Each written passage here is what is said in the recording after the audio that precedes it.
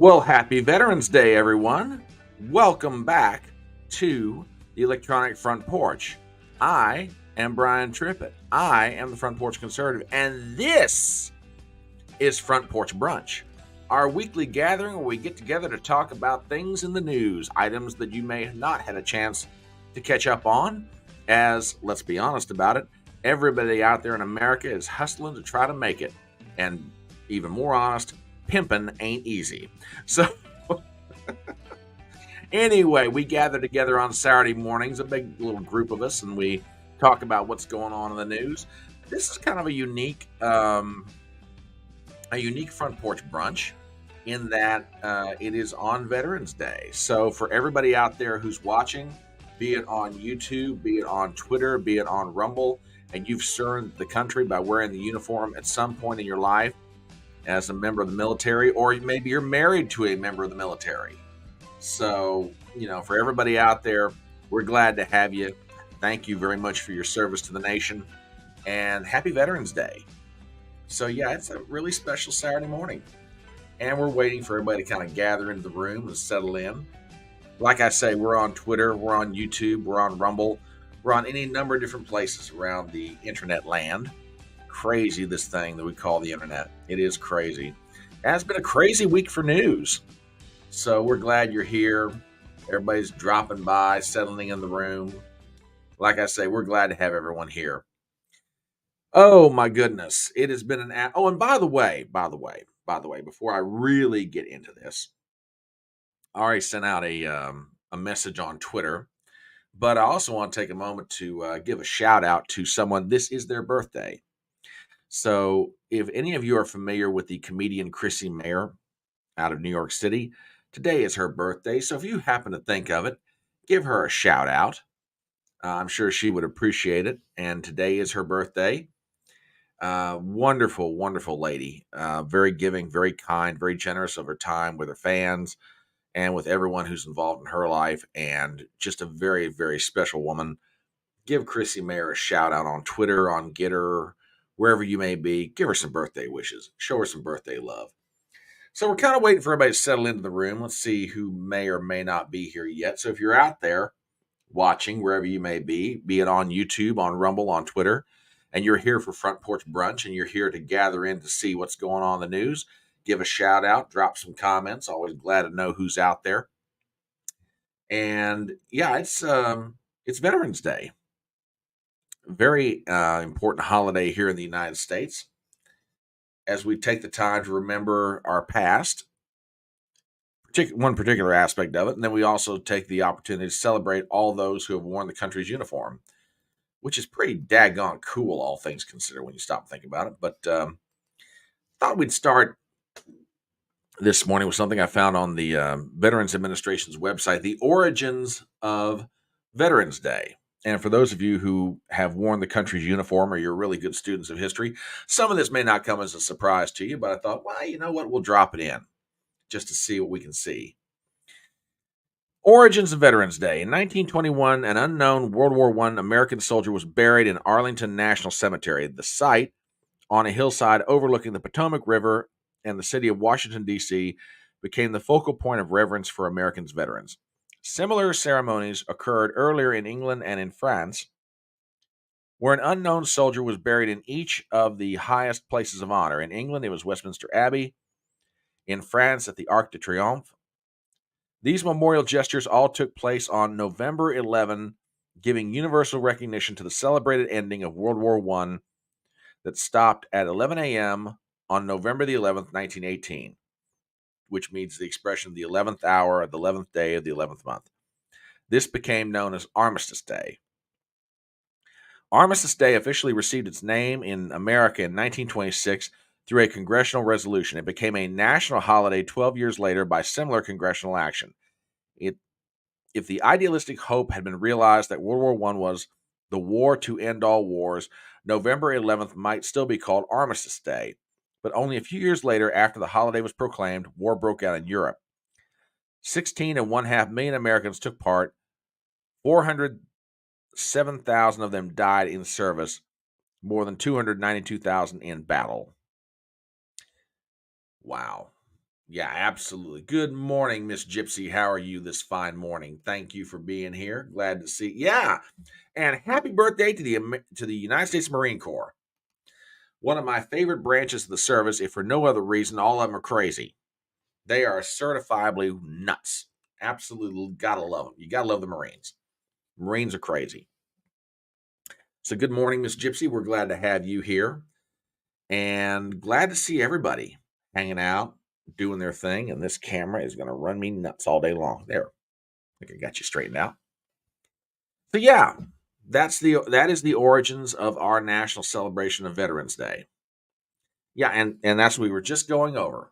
Armistice Day, the 11th hour of the 11th day of the 11th month when World War I came to an end. And a few years after that, we started calling it Veterans Day. We started celebrating it for all American veterans. And like I say, there's a lot of strife going on in the country right now. Now, you can make an argument there's always a certain amount of strife, but a lot more than normal. And it always makes you appreciate the fact that these men and women put on their country's uniform and sacrificed, in some cases, the ultimate sacrifice to give us the freedoms that we've got and the freedoms that we enjoy. So, to each and every veteran, both living and those who have already passed on, we say thank you from the bottom of our hearts. You definitely get a hat tip from Fedora Nation. So, we are settling in. Got some folks watching on Rumble already this morning. Hello, you rumblers over there, you lurkers. I love every last one of you that lurk over there. God love you. So we got people watching on Rumble. We got people watching on YouTube. We got people watching on Twitter. All right, I gotta find out something real fast. Hang on, I gotta see something. This is gonna make me crazy right now. Gotta find out how many people are actually watching us on Twitter. I gotta see this now. Hang on. Okay, well, all right, we got a few viewers over there. We got a few viewers. So glad to have each and every one of you. And always glad to see everybody stopping by. Always glad to see everybody stopping by. Good to have every last one of you. So, and good morning, Southern Belle. Well, now this is interesting. Well, now I not you're well, Southern Belle, you're always interesting, my love. You're always welcome here anytime you want. But I think this may be the first time that I've seen you stop by. And if you've been here before, that's my bad that I don't remember. But because I'm always partial to remembering a gorgeous woman when she ever stops by. But yeah, glad to have you here. Welcome to Front Porch Brunch and up in Connecticut. Good to see you. Glad to see that you've recovered from election night. Bless your heart. Because man, it was not pretty up there in Connecticut. Just not pretty. But we're glad you're here. Glad everybody's here this morning. And we're going to be talking about the election. We're going to be talking about a lot of different things. Just trying to give everybody a chance to settle into the room and, arrive and all that. Yeah, exactly. We've got to laugh. Otherwise, we're going to cry. So there you go. But it's good to have everybody here for Front Porch Brunch. Now, for those of you who've never been here before, and particularly I'm thinking of Southern Belle, this is a live stream that is dedicated to reviewing some of the news that is going on in the country and around the world. Oh, and don't worry, Southern Belle. We're going to get into that topic big time. Don't you worry, honey. We are definitely going to get it. We're definitely going to get into that. So, yeah, what we do here is a review and comment on the news from the previous week. And there were quite a few things that went on last week, and some of them good, some of them bad, some of them make you tear your hair out. Some of you make you do a face palm like, oh my God, I can't believe this. Yeah, so we're going to talk about as much or all of it as we can. And we've got I'm looking at this row of tabs I've got up here on my other monitor. It's like, holy cow. How we're going to do this in 2 hours, I don't know. But we'll see what we can do here. So it's going to be quite an interesting morning. So let's just dive right in to things in the news. So by way of good news, there has been a slew, and I mean a slew, of polling that has come out this week from any number of different places. Now, pollsters get a good and bad rap depending on who they are and what kind of results they produce. And there are some pollsters that are generally recognized as not being very, shall we say, friendly to conservatives and or populists or libertarians. But last Sunday, which seems like a lifetime ago now, the New York Times, via Siena College, dropped a poll of 6 different battleground states all around the country. And this basically set off alarm bells in the night for people in the Democratic Party. So I'm going to pop these up here and let you take a look at them. Then we're going to talk about this and other polling results. This comes from the New York Times. This is their poll that they do in consultation with Siena College. As I grab a quick drink of agua. According to their polling, Trump is up by, call it 10 points in Nevada, 6 points in Georgia, 5 points in Arizona, 5 points in Michigan, 4 points in Pennsylvania, and supposedly Biden is up by 2 in Wisconsin. Now, I say supposedly because I got to bring up a tweet from the favorite pollster of the electronic front porch, and that is Rich Barris. And if you're not familiar with Richard Barris, the People's Pundit, follow him on Twitter, follow him on Locals, follow him on YouTube, follow him everywhere you can, because this guy is one smart cookie, okay? And he says the following in his tweet. Got news for everyone. Wisconsin is probably the most difficult of these states to poll at a presidential level. If Trump is ahead of Biden in all of these other swing states, especially by these margins, he's going to take the Badger State as well. Clean sweep as of today. So, if you are a fan of Donald Trump's presidential bid, or if you're a just supporter of conservative policy in general, or you just hate Joe Biden's guts and you want to see him go, then this started off your week with a bang. Oh, good morning, my love. Good morning. Mwah, mwah, mwah, mwah. Bloody Marys all around. The bartender of the electronic front porch is here. Southern Belle, meet Miss Leanne. Leanne, Miss Southern Belle. Southern Belle stopped by this morning, Leanne, so we got to make her feel as loved as possible. And we want her to come back anytime she wishes, which we hope is often, by the way. Yeah, if you're a supporter of Donald Trump, it's been a good way to start the week. Now, I bring all that up, and we're going to get into some more of this, so hang on. We're not done yet. There's one other point about that New York Times poll that I want to bring up, and it's a reflection of another comment from Richard Barris, and I think this does bear commentary, and that is people don't like the New York Times for a lot of reasons. Particularly conservatives don't like the New York Times, but one of the reasons is they're not exactly on the money in a lot of different aspects, but this does bear commentary. According to Rich Barris, the New York Times was not the most accurate poll in 2020, not even close. Biden led Trump in all of those states, even in Iowa, Ohio, and Florida. And what he's going to list here are their end of the poll before the election results. Michigan, Biden had an 8-point lead. Nevada, Biden had a 6-point lead, etc. His point is this, and is very, very relevant. And that is that if they're not exactly the most accurate of pollsters to begin with, and they're showing they're showing Trump with leads right now, that sort of begs the question, does Trump have a bigger lead in some of these states than even the Siena College poll realizes? I think that's a fair question. There's a lot of different factors that are weighing in right now. And keep in mind, we are now we crossed over less than 1 year to go till the presidential election next year. And there's 1,000,001 factors that are already weighing in. The economy, inflation, the fact that, we are now involved in a quagmire in Ukraine. We're pumping money into that.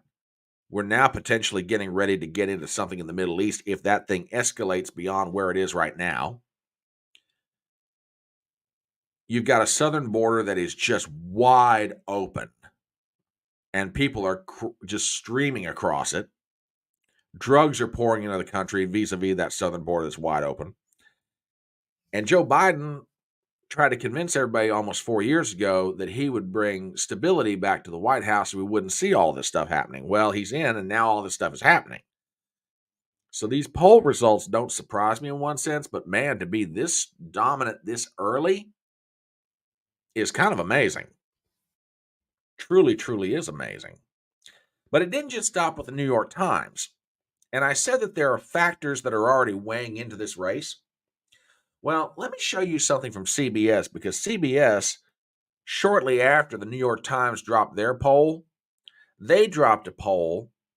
It's a national poll. It's not necessarily statewide, but it's a national poll, and it shows, again, a lead for Trump. But I want you to look at some of the internals of their poll that they point out. And before we get to that, I would be remiss.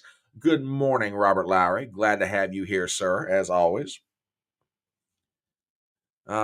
We have a wonderful, wonderful collection of folks who gathered together, and we're all glad you're here. So I want to take a look at this CBS poll for a minute and some of the internals of it, which I think is really interesting. Headline: If Trump wins, more voters foresee better finances and staying out of war. This is an article written by Anthony Salvanto and Jennifer DePinto and Fred Baucus. So let me go and show you some of this internal, okay? Now, here's the top line. Donald Trump leads by 3 points nationally in CBS's most recent poll, okay? But it's when you get into the guts of this thing that it starts becoming devastating for Joe Biden. If this election were held tomorrow, and I thought that the Republican Party had gotten their act together as far as being able to turn out their vote, I think Donald Trump is on his way to re-election. But the election is over almost a year away. And that second point about the Republican Party having their act together, I'm not so sure about, but we'll get to that in a minute. But when you get into the internals of this poll and you start looking at specific things, this will kind of blow your mind. Good morning, Welsh. How you doing, brother? We're glad to have you here. So you get into the internals of this thing. Take a look at this one. Personal finances. If Biden wins, would you be better off? Only 18% of Americans can say that. But if Trump wins, 45% of Americans say they'd be better off. If Biden wins, would you be worse off? 48% say, yeah, we'd be worse off if Biden wins. 32% only say we're worse off if Trump wins. So on the question of would you be better off economically, Trump leads Biden on that point. Go a little further. Here's something that I find kind of interesting. Folks think it's evenly split on who would would the wealthy benefit if either one of them won? Yeah, that's true. But look what's going on here. Almost evenly split about who benefits the most. Okay, kind of interesting.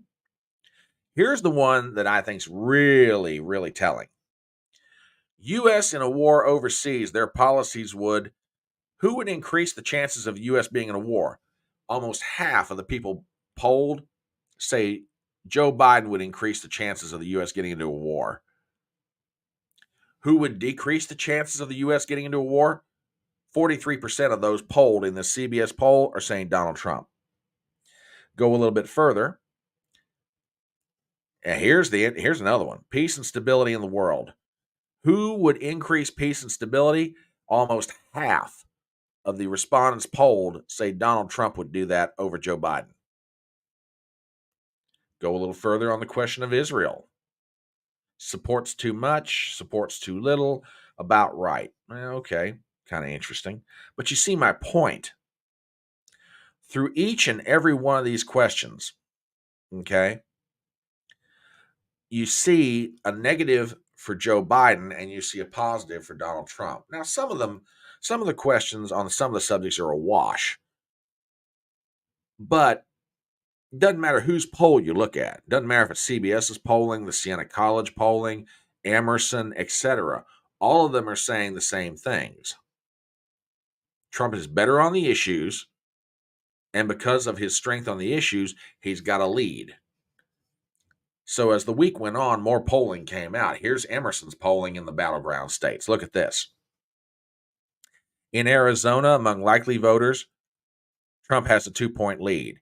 Georgia, he's got an 8-point lead. And I tell you what, going back to Georgia for a second, I'm not going to go so far as to say Georgia would be called early on election night next year. But I'll tell you one thing. I don't see Georgia going to Biden. That's for daggone sure. In Georgia, Trump's got an 8-point lead. In Michigan, he's according to Emerson, Biden's got a 2-point lead. In Nevada, Trump's got a 3-point lead. In Pennsylvania, Trump's got a 4-point lead. And in Wisconsin, it's just about dead even. So on and on this goes. And again, more polling came out. We'll take a look at these real fast. Some of these are kind of interesting. This is from Morning Consult, which is not exactly a conservative or Republican-friendly polling firm by any stretch of the imagination, but take a look at some of this. In Georgia, Trump's got a 7-point lead. Pennsylvania, Trump's got a 3-point lead. Michigan, they're tied. Wisconsin, Trump's got a 1-point lead. Nevada, Trump's got a 3 or 4-point lead. Arizona, Trump's got a 4-point lead, and on and on and on it goes.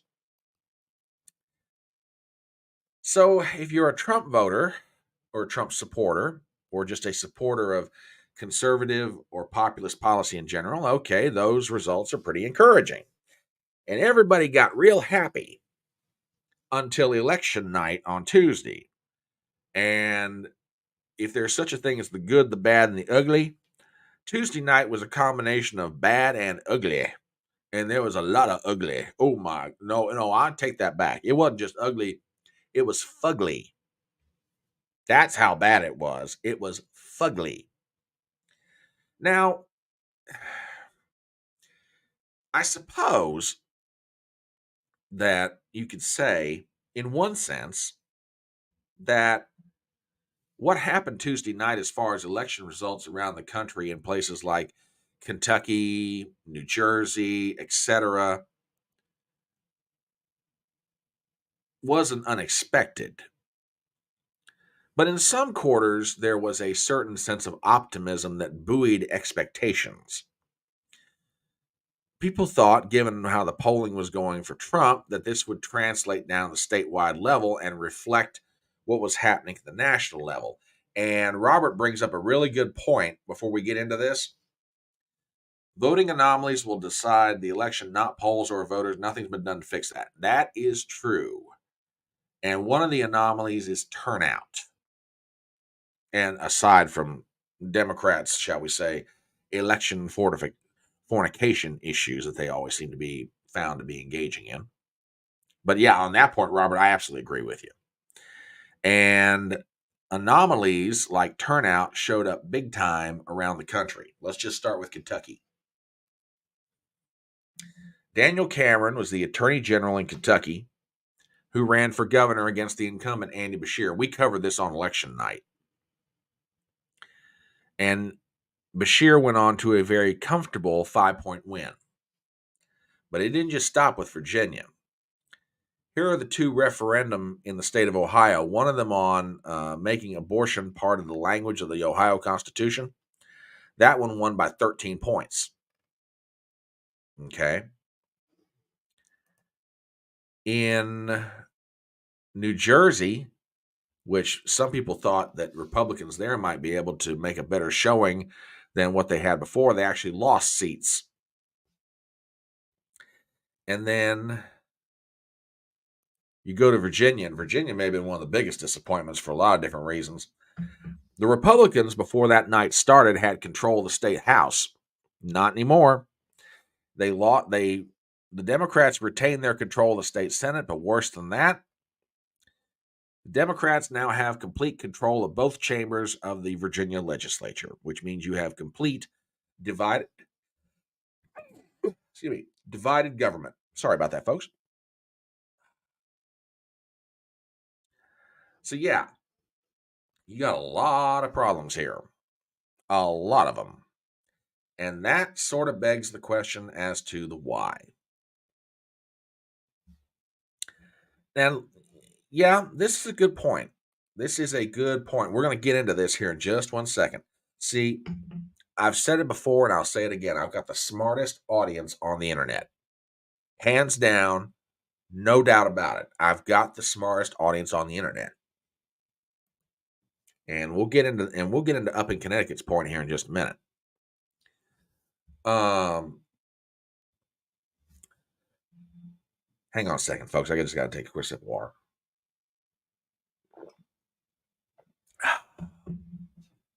So, what happened? I mean, Trump's up in the polls, and everybody's feeling pretty good about themselves. So, why in the hell did Republican candidates around the country get their butt kicked? That is a great question, and it deserves some analysis. Well, part of it, let's just start with Ohio for a second. And, this is a great point. It's been 50 years since Roe. People are used to it. Ohio won past due to language. And I think there's part of that going on. I want to show you guys a tweet. I want to show you guys a tweet that J.D. Vance, the senator from Ohio, put out, because this, I think, is pretty smart and very wise, by the way. So let me get this pulled up. For pro-lifers, last night was a gut punch. There's no sugarcoating it. Giving up on the unborn is not an option. It's politically dumb and morally repugnant. Instead, we need to understand why we lost this battle so we can win the war. I was very involved in the No campaign for Issue 1, so let me share some insights. First, we got creamed among voters who disliked Issue 1 and also Ohio's current law, the heartbeat bill. We saw this consistently in polling and in conversations. Quote, I don't like Issue 1, but I'd rather have that extreme than the other extreme. It's a political fact, not my opinion. J.D. Vance goes on. Second, we have to recognize how much voters mistrust us, meaning elected Republicans, on this issue. Well, JD, I got news for you. It's not just this issue, it's every issue Republicans don't trust you guys on. But I'm not telling you anything you don't already know. Having an unplanned pregnancy is scary. Best case, you're looking at social scorn and thousands of dollars of unexpected medical bills. We need people to see us as the pro-life party, not just the anti-abortion party. And that is so stinking true. Republicans are looking, let's be honest about it for a second. Let me pull this back out. Let's talk about this. Let's be perfectly honest about it. Republicans are looked at as the party of no. They're the no fun guys. Okay? They're looked at as the people who don't want you to have this, don't want you to have that. They want to take away this. They want to prevent you from enjoying an opportunity to do that. Whatever it may be, they're looked at as the party of no, as opposed to here's the positive alternative. And I think on that point, we need to be a pro-life party, not just an anti-abortion party. I think JD absolutely nails this. But we go back into the tweet. Third, as Donald Trump has said, you have got to have the exceptions. I am as pro-life as anyone, and I want to save as many babies as possible. This is not about moral legitimacy, but political reality. I've seen dozens of good polls on the abortion question in the last few months, many of them done in Ohio. Give people a choice between abortion restrictions very early in the pregnancy with exceptions or the pro-choice position, and the pro-life view has a fighting chance. Give people a heartbeat bill with no exceptions, and it will lose 65-35. The reason we didn't lose 65-35 last night is that some people who hate the no exceptions restrictions will still refuse to vote for things like issue number one. Okay, I want to talk about this for a second. Okay.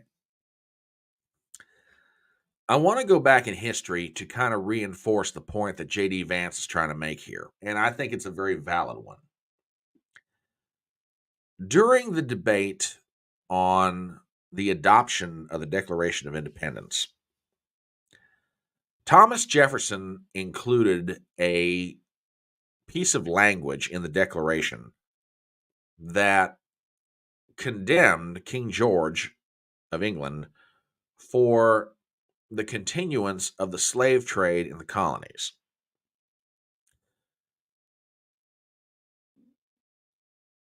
In the end, when the Declaration of Independence was adopted, that language was removed. And the argument went something like this. The reason that it was taken out was that it was widely recognized that slavery was practiced throughout the southern colonies. It was part of the economics of the South. And in the general recognition that in order to get the vote of the southern colonies, North Carolina, South Carolina, Georgia, etc.,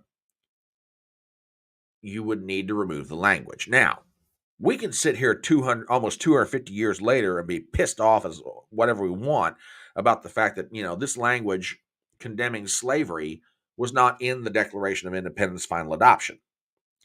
But the founding fathers who were trying to get this thing passed recognized something. If we don't get the South, we don't have a united 13 colonies passing this Declaration of Independence. It was a political reality. They may not have liked it, but they had to do it.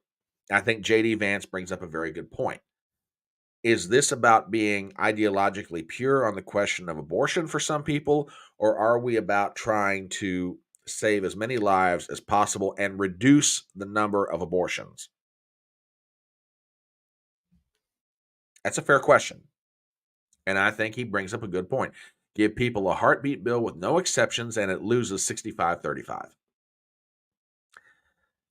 I think that when Roe was overturned and it was the whole question of abortion was referred back to the states, I agree with the analysis of some people.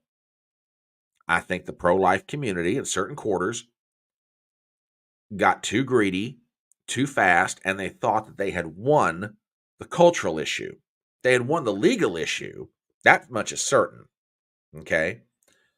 The Dobbs decision basically did what everybody in the pro-life movement wanted done, and that is it moved the question of abortion out of the hands of the Supreme Court and back to 50 individual state legislatures so that people in Ohio or Tennessee or California or Minnesota or Texas, everywhere, however the people want the question of abortion decided, they could do it through their state legislatures or through initiatives like the one in Ohio on Tuesday night. I think that some people in the pro-life movement misunderstood what the Dobbs decision did. It gave them a legal victory. It didn't mean that they won the cultural argument. Therefore, they got too greedy, too fast, and they went for too much. Another great example from history that always I have found informs what I think about this question or anything you're trying to do in society. William Wilberforce was a member of the House of Commons in the late 18th century in Great Britain. He introduced his first bill to abolish slavery in the British Empire. That bill didn't become a reality until almost 50 years later. In the meantime, one of the things that William Wilberforce was doing, along with people who were committed to the abolition of slavery in Great Britain, was they were constantly educating the public about the ills of slavery. They were trying to change the hearts and minds of society, along with trying to change the hearts and minds of the people in Parliament. And I agree with J.D. Vance.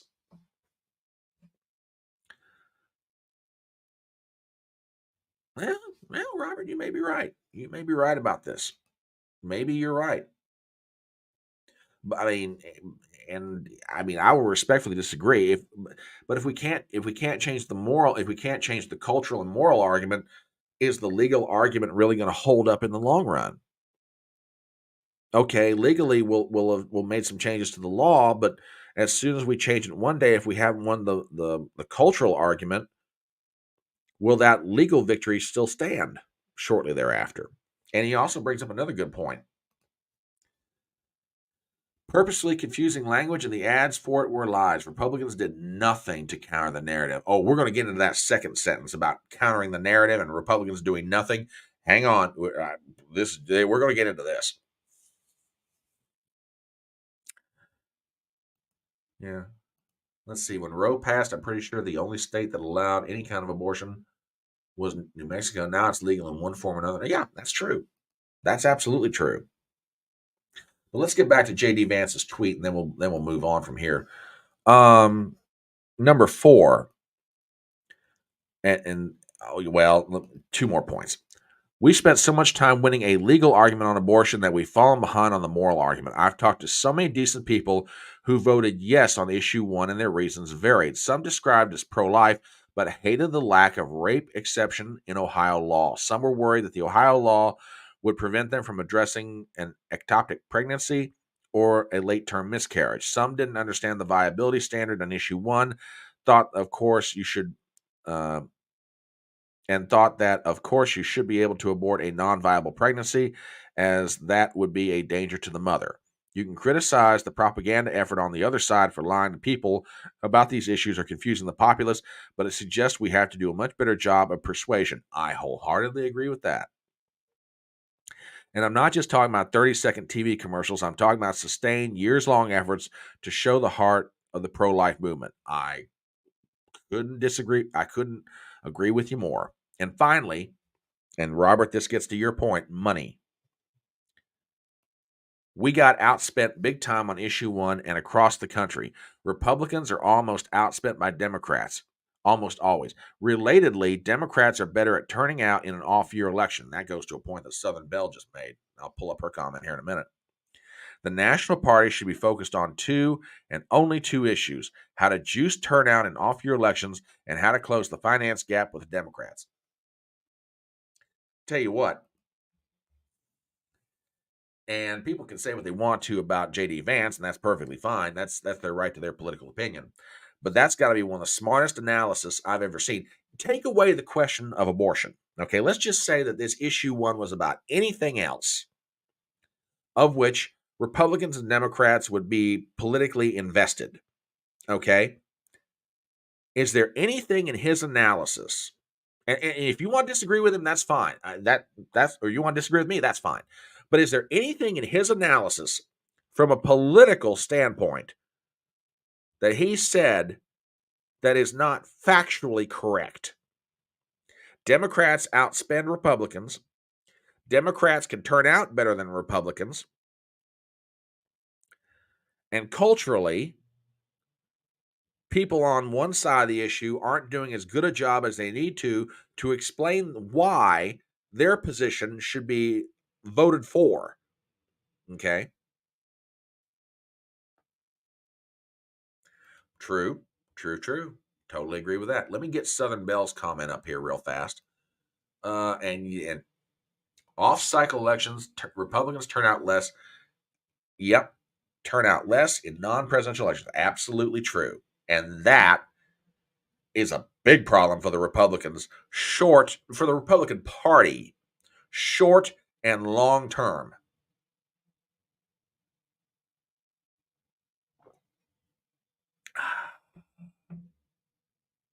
So yeah, there's a lot of good analysis here, but it doesn't just stop with Ohio. I mean, the recriminations, as you might expect, were fast and furious on this one. And some people tried to blame Donald Trump for all their woes, which to me is a load of hooey. If this were a presidential election year, okay, you might be able to blame Trump for some of what happened Tuesday night. But on the other hand, I have a question for all those never Trumpers out there that hate Donald Trump's guts. And I'm asking this as neutrally as I possibly can.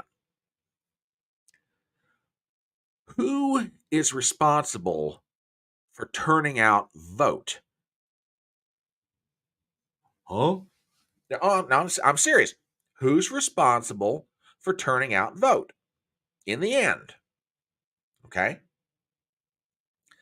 It's not necessarily a presidential candidate. It is ultimately the responsibility of political parties to turn out their voters. Okay. I mean, Robert brought up the point that, that ads got, put in that were very deceptive. And well, and true. Yes, that's true. It's ultimately up to the individual to go vote. I agree with that. But in the context of a political election and a political campaign, the ultimate responsibility is up to a political party's apparatus, either at the state or national level, to turn out their vote. And on this point, JD Vance is absolutely right. There's two things that ought to be focused on, especially in off-year elections. Number one, juicing the vote, because the Republican Party is piss poor at doing it. I'm sorry. There's no other way of saying this. Okay? They are absolutely shite for turning out their voters in a non-presidential year. And the other thing is money, which gets to a controversy that has arisen in the Commonwealth of Virginia post-election. Everybody, well, I shouldn't say everybody. I mean, Larry's probably happy with the fact that Ronna McDaniel is chairwoman of the Republican Party, but Larry's political inclinations are pretty well known.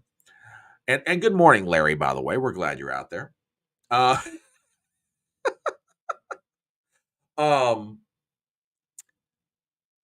To almost a person in my chat that I've seen so far, there's a 3-word response to the current leadership of the Republican Party, and it's this: Ronna gotta go.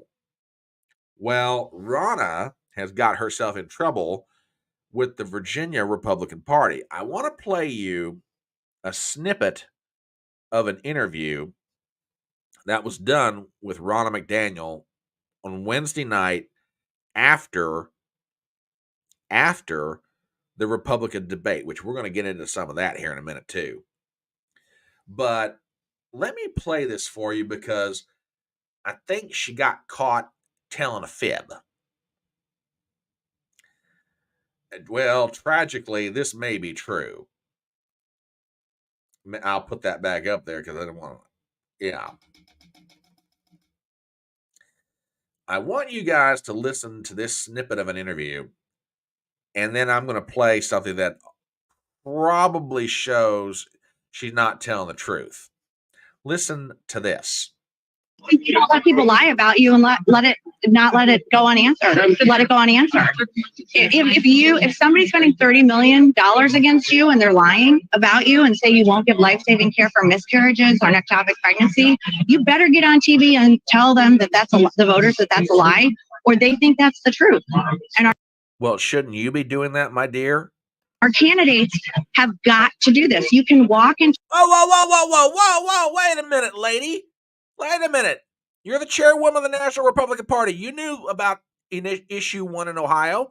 Why weren't RNC running ads about this if they actually care about this issue? But we continue. Chew gum at the same time. You can go and say, this is where I stand. The Democrats are lying. And now let's talk about crime, schools, border, fentanyl, and national security. I just want to clarify. Okay. Now here it comes, folks. Listen to this. Clarify one quick thing, though. The RNC had no involvement in these elections in Virginia per Governor Youngkin's request. We were told in the summer they didn't need us, that they had all the money and they were good. So that was the conversation. Thanks for your time. Okay, did you guys catch that? She's saying that they were told by Governor Youngkin and his people, no less, that they had all the money they needed and Virginia was okay. All right. Now, I want to play you something. Oh, Leanne, hang on, honey. Hang on, honey. You're going to love this. This is an interview done on a Virginia radio station with Larry O'Connor, who is the chairman of the Virginia Republican Party. I want you to listen to this. So this year, Speaker Gilbert once again asked me if we could get another stipend. So I suggested to him, rather than me going to Chairwoman McDaniel directly, that simply he and I go up and have a meeting with the staff, because she's simply going to hand that off to the staff anyway, and time was of the essence. He was in D.C. a certain day. I went with him. We sat down with them. They explained to us that being a down year, it is difficult for them to fundraise, because it's not a down year here, but it's a down year everywhere else. And so they declined the request at that point. In the open media, I have read that... I just want to be clear, because Democrats outspent Republicans in this election by $8 million, and most of that was spent on deceitful ads that clearly worked. Of course. They clearly worked. I just want to be clear. Had Ronna McDaniel offered money to you and the Republican Party of Virginia in the final months of this campaign, you would have accepted it. Oh, most certainly. Now, we would have, what we asked for was a matching amount to what the DNC provided to the Democratic Party of Virginia. And the reason we did that, more than anything, it is a matter of perception. It is a matter of the optics of it. Yeah. And that's why I requested, would $1 million have made a difference? We can debate that till kingdom come. Oh, but wouldn't have hurt. Especially considering if you really look at how narrow some of these elections were on the important, those state Senate and House of Delegate seats that ended up making the difference, it was a very small number of votes. Larry, the early analysis from Spirit of Virginia, the outcome was decided in this cycle by... So...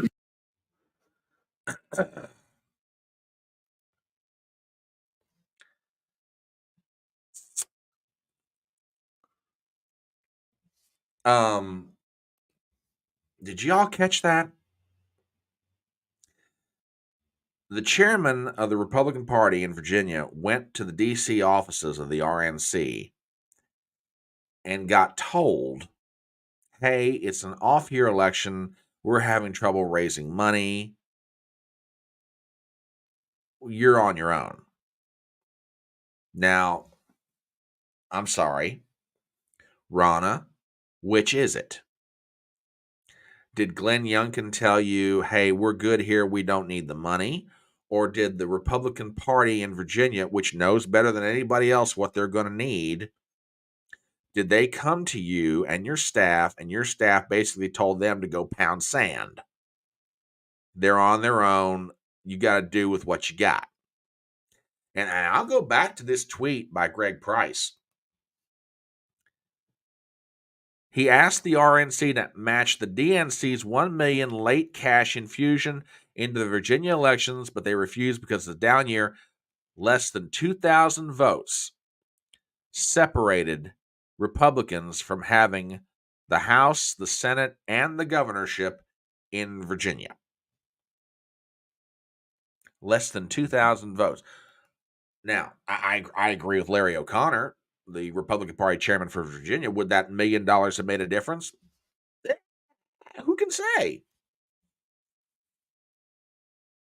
But keep in mind, if what's being said here is true and less than 2,000 votes determine the outcome of the state Senate and the state House, I don't know if $1 million would have won them the whole thing, but daggone if it sure wouldn't have helped.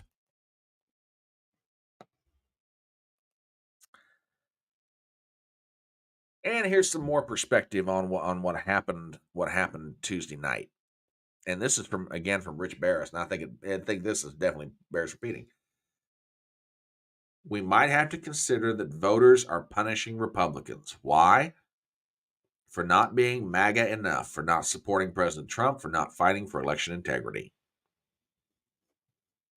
I mean, there's a lot of things that determine the outcome of elections. There's a lot of things that factor into why people vote or they don't vote. But could it very well be that by not voting, that some voters are trying to send a message to the Republicans, we don't trust you. We don't believe you. We don't trust you. We're not going to give you our vote. We're not going to give you our vote. We're not going to give you our money. We're not going to give you our support. We're not going to give you our time. We're not giving. We're done. We're done. That's, you know, people can get mad if they want to, but can you blame them? Can you really blame them? I don't know. Maybe Barris is onto something, man. Maybe he's onto something. Couple of more little points, and I tell you what, this morning I found an article that probably sums up this whole thing better than anything I have seen so far. This was in Newsweek magazine. I want to share this with you guys. I'm going to read this, and I'll try to do it quickly, but not too quick, because everything in here, this is an independent analysis, and I'll tell you what, this is probably one of the best things I've read to explain what's going on with the Republicans in general. Why does the GOP keep losing? A schizophrenic identity crisis is dooming it to failure. This is an article written by Davario Morrow, who's the CEO of the FCB radio network.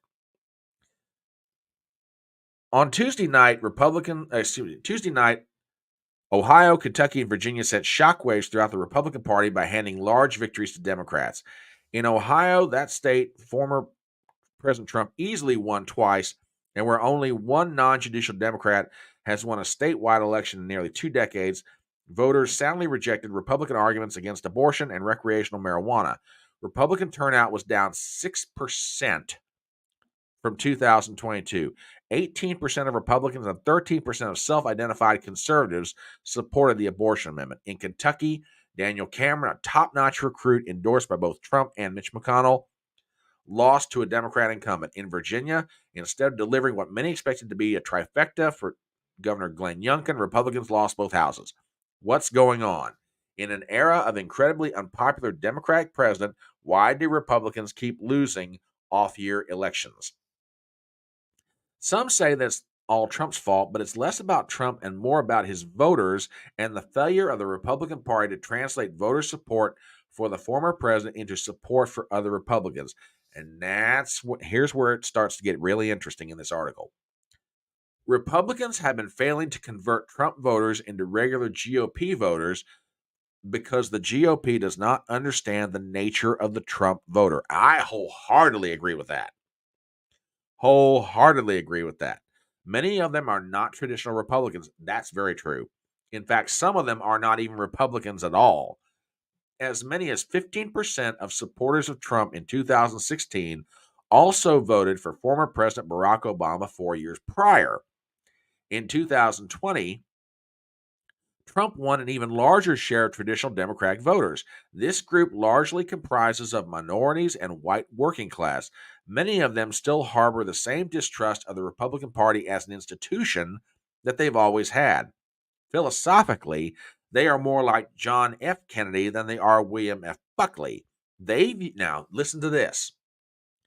They view Trump's brand as separate from the Republican brand. They do not respond to traditional Republican messaging on issues or candidates. And boy, does he nail this.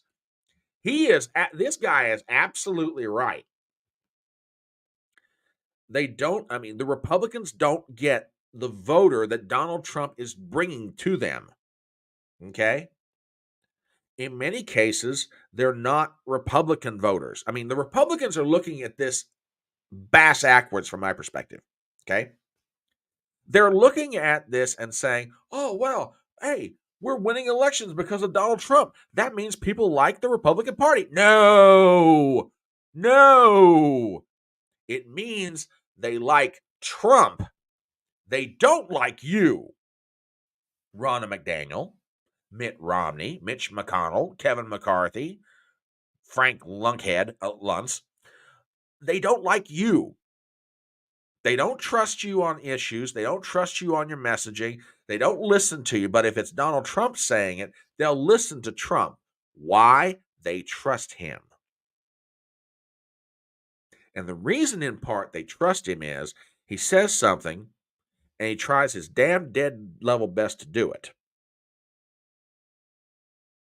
They don't feel the same way about the Republican Party. And frankly, given 20 or 30 years of history, you can't blame them. Read my lips, no new taxes. Well, that went right out the window when you needed to.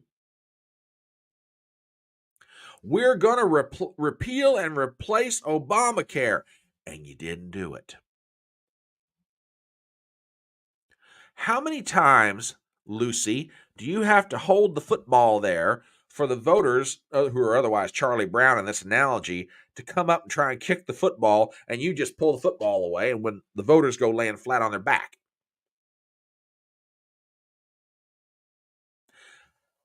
Do you blame? Voters can't be blamed for turning their back on the Republican Party and saying, "Yeah, we'll have nothing to do with you." So yeah, I think this guy is spot on. They view Trump's brand as separate from the Republican brand. They do not respond to traditional Republican messaging on issues or candidates. I want to read a little bit more of this because this article is fantastic. This is absolutely great. The GOP does not know how to properly communicate with these voters, so these voters are not motivated by their party's arguments. We have seen Republican candidates who cling to Trump lose, while candidates who distance themselves from him also suffer the same fate. The reason is simple. Both have taken the wrong lessons from Trump's 2016 victory. They try to appeal to Trump voters by adopting his personality without adopting the policies. Ooh, that is good. That is so true. That fails because it's the policies that these voters agree on, not the personality. Some like Trump's acerbic and bombastic nature, but many don't. Even some of his own supporters are not fans of his personality, but they overlook it because they want the results of the policy. And this goes back to something that the journalist Selena Zito has said about Trump voters. And this bears repeating. Trump voters take Trump seriously, but not literally. Trump's enemies take Trump literally, but they don't take him seriously. And when she came out with that comment some years ago, she absolutely nailed it. And this is confirmation. And I agree with him. There are people who support Donald Trump not because of his personality. Okay. All right. There's stuff that Trump does on a personal level that absolutely sends me straight up the wall. But when it comes to policy, I'm down with this guy. This guy's made more sense than a lot of people have in the past 40 years. Now, does that mean I agree with him on every issue? No, not necessarily. But as far as the overwhelming majority of it, yeah. Do I think sometimes his tweeting is a little bit excessive? Oh, yeah. Do I think there are some fights he shouldn't get into? Absolutely. But on whole, yeah, I can get down with Donald Trump. And this guy gets it. We go back into the article because this is really, really good. Some candidates try to fake it. They turn up the bombast to camouflage the fact that they have the same general policies as a traditional pre-Trump Republican, and voters are not stupid. Working class white, minority, and rural voters largely didn't vote for Trump because he insulted people. They voted for him because he campaigned on ending NAFTA, protecting Social Security, ending illegal immigration, bringing manufacturing jobs back to America, all things that resonate with these voters. There are also things that Democrats used to say. It's easy for those voters to support Trump because the truth is that ideologically, he's essentially an 80s Democrat. He ain't too far off on that one. And in states like Ohio and Kentucky, where many old school Democrats still run for office, particularly at the local level, Trump voters have no problem supporting those candidates. Democrats lose those voters when they go far left. But when they campaign as a traditional Democrat, it becomes much harder for Republicans to win those voters. And I think that's very true of Kentucky. I think that's part of the reason why Andy Beshear won. Now, I don't know that I'd say that Andy Beshear is a traditional Democrat, but he campaigned like one. But we read further. One reason it becomes harder is because Republicans don't even act as if they want those voters. And that's very true. That is so stinking true. White suburbanites were the base of the GOP before Trump. In this era, Republicans are losing those voters. We'll get into that in a second. They blame all that on Trump. And while he does have something to do with it, that is not the only reason these voters are leaving. Many of them are leaving because they have embraced social liberalism. They are not just rejecting Trump, they're embracing a left-leaning ideology. It is much harder to win votes from people who reject you ideologically. Yeah, okay, some of that I agree with, some of it I don't. One way for Republicans to counter this is to go all in on recruiting working class whites and minorities into their coalition to make up the difference. And I totally agree with. They refuse to do that, so they lose. Some Republicans prefer to go in the direction of alienating the working class to get their old voters back. But when they do that, they still lose. Why? Because they don't win enough of these new social liberals to counter the working class voters who don't support a Mitt Romney GOP. The working class views those kind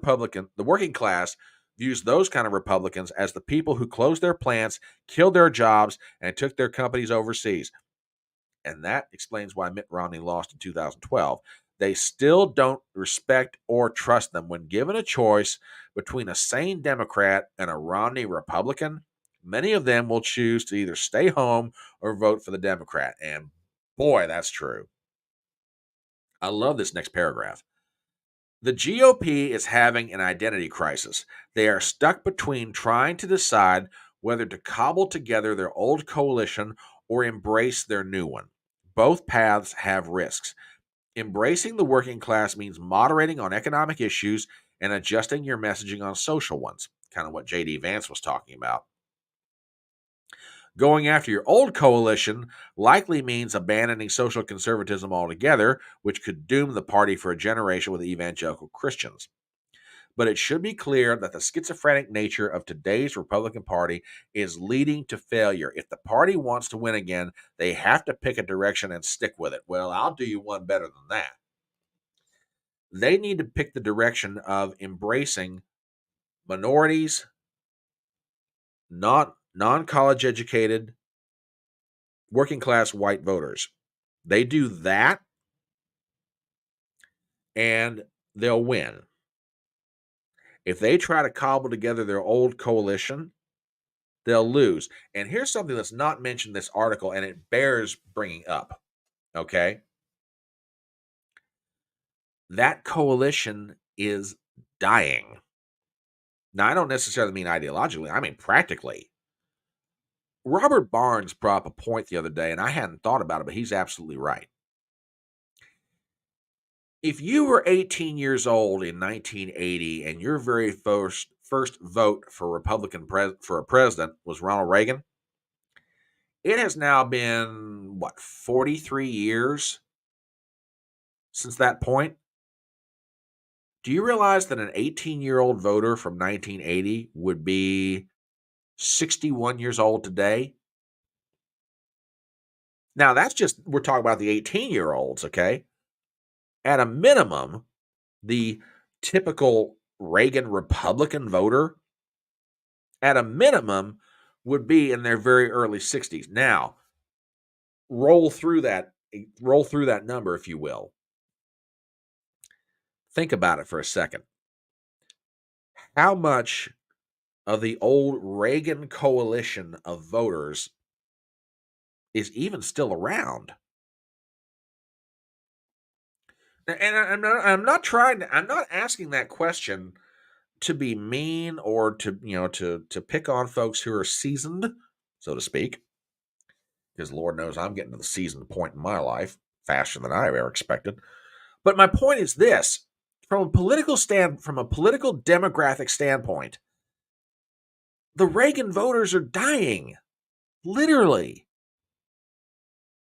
And the Republicans keep trying to desperately hang on to this, this voter that you don't have enough of them anymore. You don't have enough of them to win. The Democrats recognize this. The Democrats recognize that if they don't change their demographics of who they're going after, they'll lose too. But the Republicans, think about it this way. If from a policy standpoint, and even the standpoint of the willingness to fight, if the Republicans embrace the issues that Donald Trump and others are trying to bring to the table, how long could they be a governing coalition? I'll tell you how long. They could be for a good long time, because you'd bring working class whites, minorities, in Hispanics and African Americans to the Republican Party. Because right now, that's the block of voters that could vote for Republicans if Republicans actually stood up for those issues. And I think DeVario Morrow in this article is absolutely right. Yeah, and let's go to the chat, because there's some stuff here. I'm not trying to ignore you guys, but that was a fairly long article, so I apologize. But man, that thing's too good. It's in Newsweek magazine. It's written by DeVario Morrow, and go check it out. It's called "Why Does the GOP Keep Losing? A Schizophrenic Identity Crisis is Dooming." As a matter of fact, I'm going to throw this into chat right now while I'm thinking about it. It's going to be on the YouTube, so hang on. I'm going to throw this in here, because if you guys want to read this on your own, feel free to do it. But man, I found that, I went, wow, just great.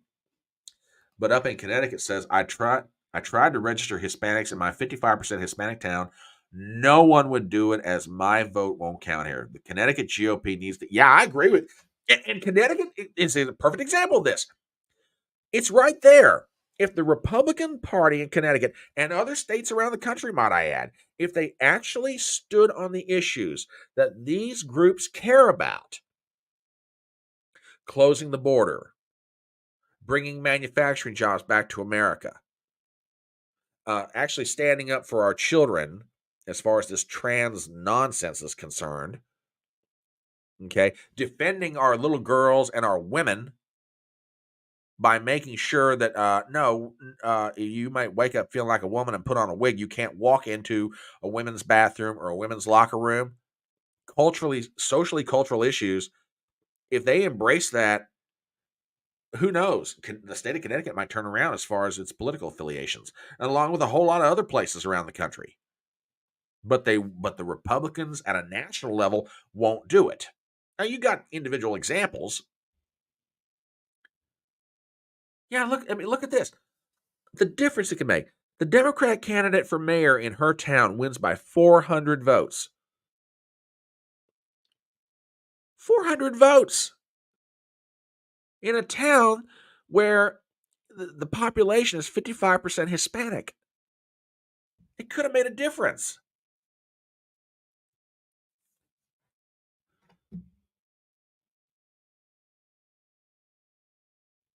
It could have absolutely made a difference.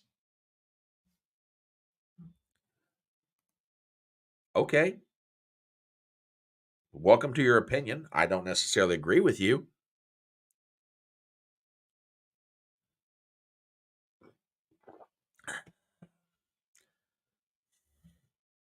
I don't necessarily rely on right-wing media, sir, but if he's bringing manufacturing jobs back to America, it's not showing up in the Bureau of Labor Statistics, by the way. No, it's not a fact, sir. No, it's not. The Bureau of Labor Statistics breaks down the industries where jobs are being created. In the last one, it was government and service, not manufacturing.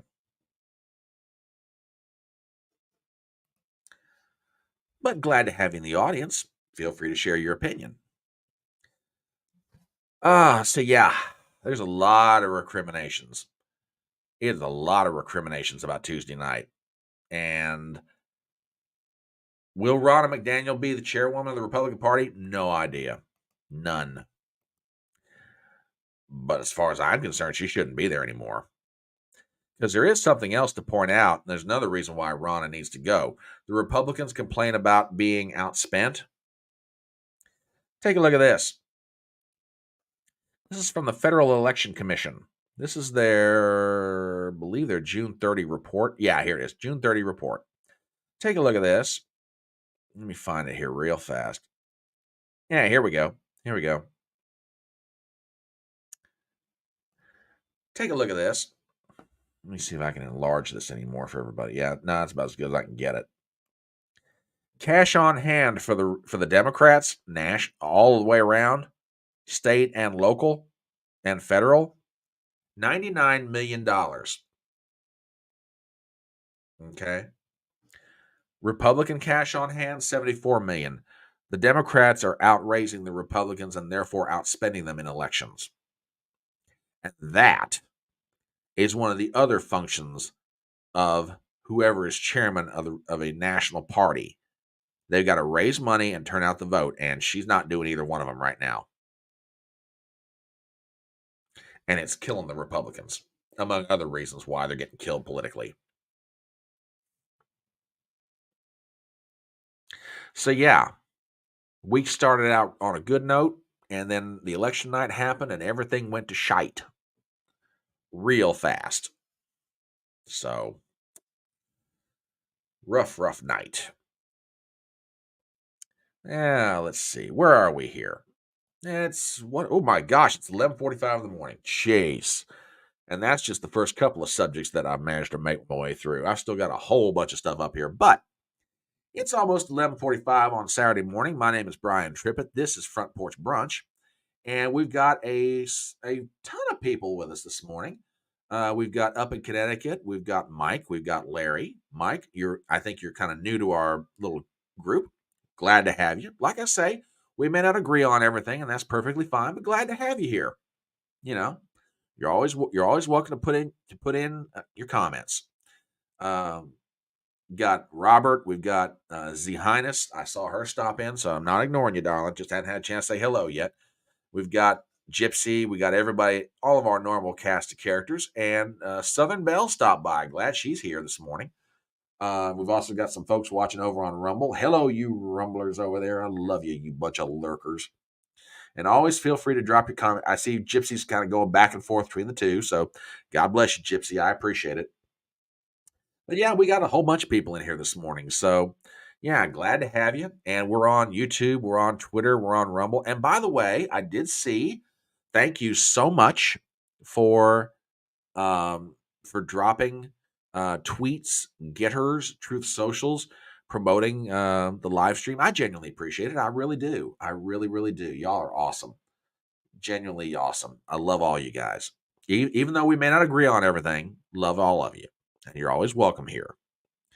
So, yeah, there's a lot going on. So let's talk about the debates Wednesday night. Oh, God, that was fun. Now,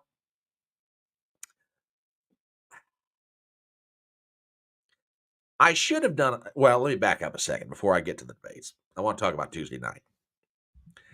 I need right now to give a shout out to some friends of mine, Ruben Christopher Haynes, who co-hosted election night coverage with me, and Crash Mondo, who stopped in, and Flagrant Trigger stopped by for a little while, and Brent Lee from the Dangerous Rhetoric podcast. all those cats were very gracious of their time, their insights, their comments, and I want to say thank you to all of them. And I want to thank all you guys who are watching election night coverage with me. Now, so that gets to Wednesday and the GOP debate. I did not do a live stream for any number of different reasons, but I guess the primary one is I just don't see the point of covering this. I really don't. And it's, look, there are people up on that stage who, politically speaking, I wouldn't give a plug nickel for. And they didn't do much from what I've seen in the clips that have come out of that debate to persuade me why I should change my opinion on that matter. Okay. Oh, well, thank you, Gypsy. I appreciate that. I do. I mean, I always want to try to be a good host. And to me, that part of that is, even if I don't agree with you on everything, I will always try to be respectful of you. And like I say, Mike, I realize this may be your first time stopping in, and that's cool. And I hope you come back. Like I say, I may not agree with you on everything, but you're always welcome here. Okay. But I will always try to be respectful of my audience. And yes, Larry, that means you too. Now, if you've never stopped in here before, Larry and I have a love-hate relationship. I think Larry loves to hate me, and I just sort of like, just kind of roll with it where Larry is concerned. But I still love him, But yes, I do try to be respectful of my audience. Gypsy, I thank you very much for that. But getting back to the debate from Wednesday. Like I said, from what I've seen of the clips so far, there's not a whole lot that they did among the 5 of them that were up there that really changed my mind as to why I didn't cover it. But there were some interesting fireworks that came out of it. And most of them were brought by Vivek Ramaswamy. Yeah, hang on, Leanne. You're teeing this up beautifully, as you always do, my love. You always do. Like I said, I've got the smartest audience on the internet. I really do. I've got the absolutely smartest audience on the internet. And, well, one other thing about the debate before we get into some of the highlights. I know that some people are going to watch this live stream and go, well, come on, you're the Front Porch Conservative. You ought to be covering this thing. They're saying some really interesting stuff. Well, apparently it was so interesting that only 4.9 million people even bothered to watch. Oh my God. That's awful. I mean, just awful. The preliminary estimates were 5.79, overshot by almost a million. The 18 to 49 demographic rating revised down a tenth. They had 4.9 million and 0.5, I guess, in the 18 to 49 demographic. God, just god awful. But yeah, that's true. There were a bunch of lines from that debate that will be remembered. Absolutely true. So, the highlights. From what I have seen, and I'm not saying this because these are the clips I've seen the most. I've seen some polls that were done that make the statement that they thought that Ron DeSantis won the debate. Maybe Nikki Haley was a close second. I guess in terms of style or maybe substance, they did better than they normally would have. But going away, the one person who's most widely recognized who have done well in the debate was Vivek Ramaswamy. And I know Leanne is absolutely just all about Vivek, and I respect your opinion on it. Just I kind of stand by what I say. It's just something about this guy I don't altogether trust yet, Leanne. And again, if he's your guy, cool. I get it. For me, I don't know. It's just something. Maybe I'm wrong. Maybe it's just I'm being, curmudgeon-y or whatever. But just, you know, just something. Just no, no, no, no. Just whatever. But anyway, laying that aside, let's go to the highlights. So the first one that night was the opening of the debate, and they're asking why Republicans should vote for them in the primary, and that sets up a flamethrower of a comment from Vivek Ramaswamy, and I'm just going to let it go. Swami, let me turn to you. Please make your case. Why should you be the nominee and not the former president? I think there's something deeper going on in the Republican Party here, and I am upset about what happened last night. We've become a party of losers at the end of the day. It was a cancer to the Republican establishment. Let's speak the truth. I mean, since Ronna McDaniel took over as chairwoman of the RNC in 2017, we have lost 2018, 2020, 2022, no red wave that never came. We got trounced last night in 2023. And I think that we have to have accountability in our party. For that matter, Ron, if you want to come on stage tonight, you want to look the GOP voters in the eye and tell them you resign, I will yield my time to you. Okay, I got to stop for 1 second here because this kind of brings up a side story.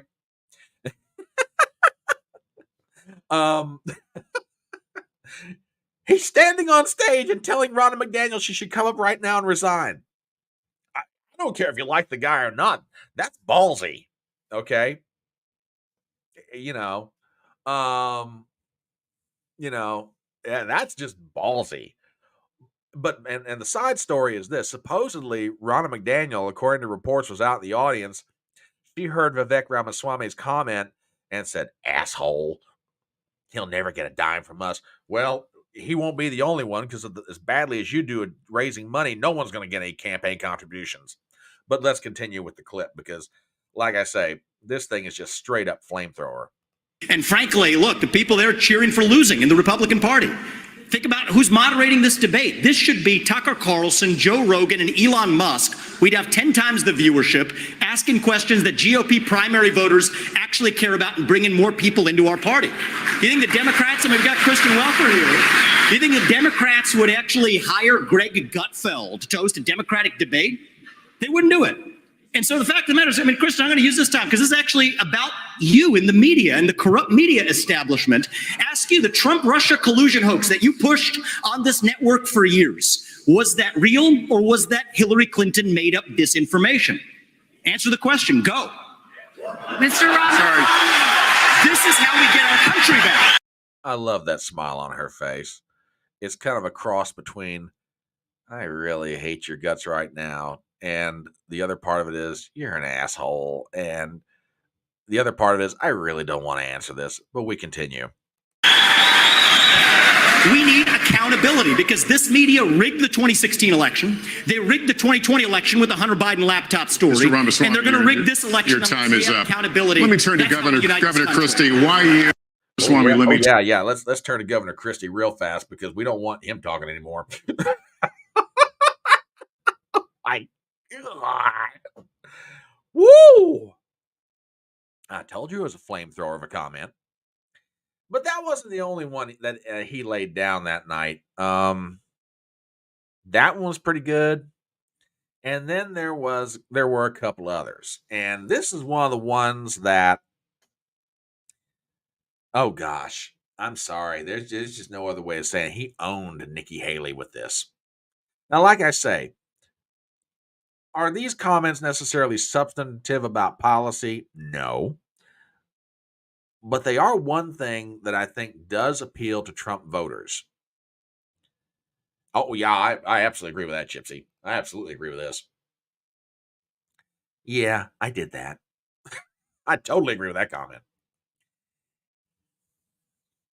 These comments from Vivek that I'm playing aren't necessarily substantive as far as policy or anything else, but they do reflect his willingness to get in somebody's grill and call somebody out, which is a very Trumpian sort of thing. So, Trump is my guy. I've been following him for 7 years. He's very smart. Never had to set like or like. Yeah, okay. Yeah, he's a very sharp character. I'm not saying he's not. He's a very smart guy. But let's get to the next one. And like I said, this is where he more or less owns Nikki Haley. And he might have just wound up living rent free in her head after this. So let's just go straight to the comment. Well, I want to laugh at why Nikki Haley didn't answer your question, which is about looking at families in the eye.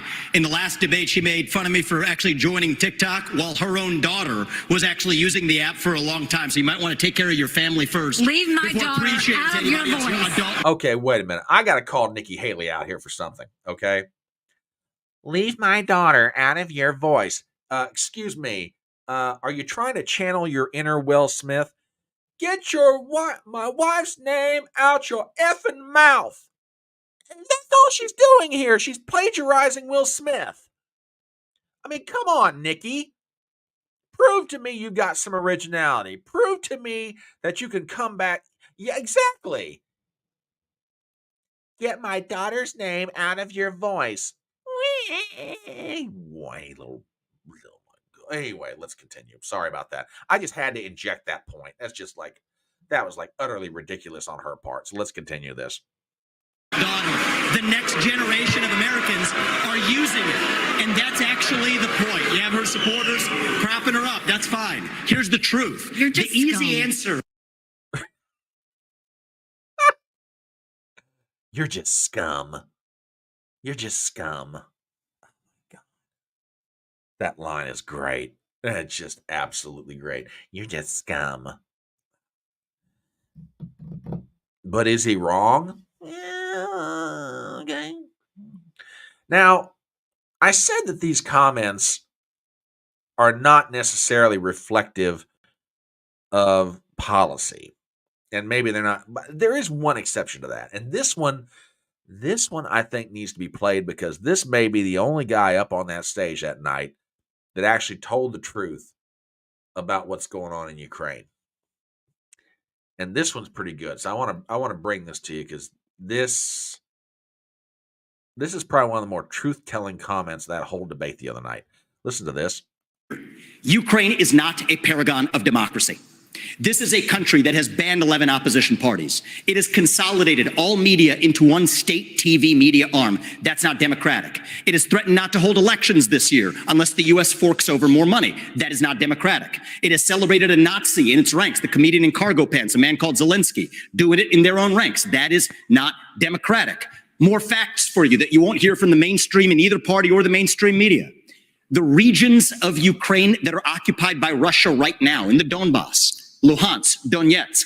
These are Russian-speaking regions that have not even been part of Ukraine since 2014, that other people probably couldn't name those provinces for you. Those are the hard facts. And so to frame this as some kind of battle between good versus evil, don't buy it. Leanne, I will say this. I can understand why you like Vivek Ramaswamy. That answer was direct. It was straight to the point. It was informative. It was substantive. I mean, you may disagree with him as far as his policy position, and that's fine. Fine. But as far as his ability to articulate and defend the position that he holds, that was great. It wasn't some kind of a soundbite. It wasn't some kind of a no, it wasn't any of that. It was very. I loved it, and not because I'm on one side or the other of the question about Ukraine. I mean, I know. I mean, I got a pretty good idea. I know where I stand, and if you don't know, I'll be happy to tell you. I don't think we ought to be giving one thin dime to Ukraine. This is a fight between the Russians and the Ukrainians. Let them sort it out.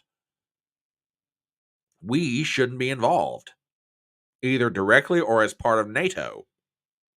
Okay? But, I mean, say what you want to about the guy, but that's probably one of the best articulations that I've heard coming or going. It really is. It's pretty good. Well, not pretty good. It's very good. So that's some from the Republican debate the other night. Yeah, 100% facts. There wasn't a thing in there that was that was conjecture or opinion. Nothing. And I love his argument about how Ukraine is not some kind of paragon of virtue when it comes to democracy. He's absolutely right. Absolutely correct. Zelensky has suspended elections completely. Completely. Well, it is high noon. Oh, I forgot. For those of you college football fans out there, if you want to, drop it in chat. Who are you playing today and what time's your game starting? And if you're on Rumble, same thing. If you're a college football fan, we've hit the high noon, so I thought I may as well just go ahead and throw that in. So yeah, who are you supporting? Who are you helping out? Whatever. But it's high noon. My name is Brian Trippett. I am the Front Porch Conservative. This is Front Porch Brunch. We're going over some items in the news from this week, and that's a real good question, Gypsy. That's a real good question. Why was Buttigieg meeting with Zelensky this week? I saw that picture and I heard about the story, but I have no idea. Politically speaking, I should say. What's his angle? Because Buttigieg has always got an angle. He is always up to something. Okay, so you got Furman. All right. Yeah. We got Georgia Southern here at home. So for Marshall, that's always a good game. So yeah, if you're out there watching us on YouTube, on Rumble, on Twitter, we're glad to have you. We got a few more stories to go through, and I got a feeling we may be going over 12:30 a little bit. So we'll see. So this week it's been a bunch of ups and downs for people in terms of their politics. But I think the week ended on a down note, more so for Democrats than it did for Republicans, which, don't get me wrong, there's a whole lot of house cleaning needs to go on inside the GOP. I mean, a ton of it. We're talking like, rip everything out down to the studs and start rebuilding it. Okay. But that said, there were some things that happened at the end of the week that for Democrats ought to give them pause. Okay. And one of them is that an old friend has popped up and announced the fact that they're going to crash the party, or try to anyway. This is from the New York Times. Jill Stein announces third party bid for president. Ms. Stein will seek the Green Party nomination. A spokesman said her last two campaigns with the party were unsuccessful. Now, for those of you who may not remember who Jill Stein is, Dr. Jill Stein ran as the Green Party nominee in 2012 and 2016. Now, if Jill Stein, Green Party in 2016 sound really familiar,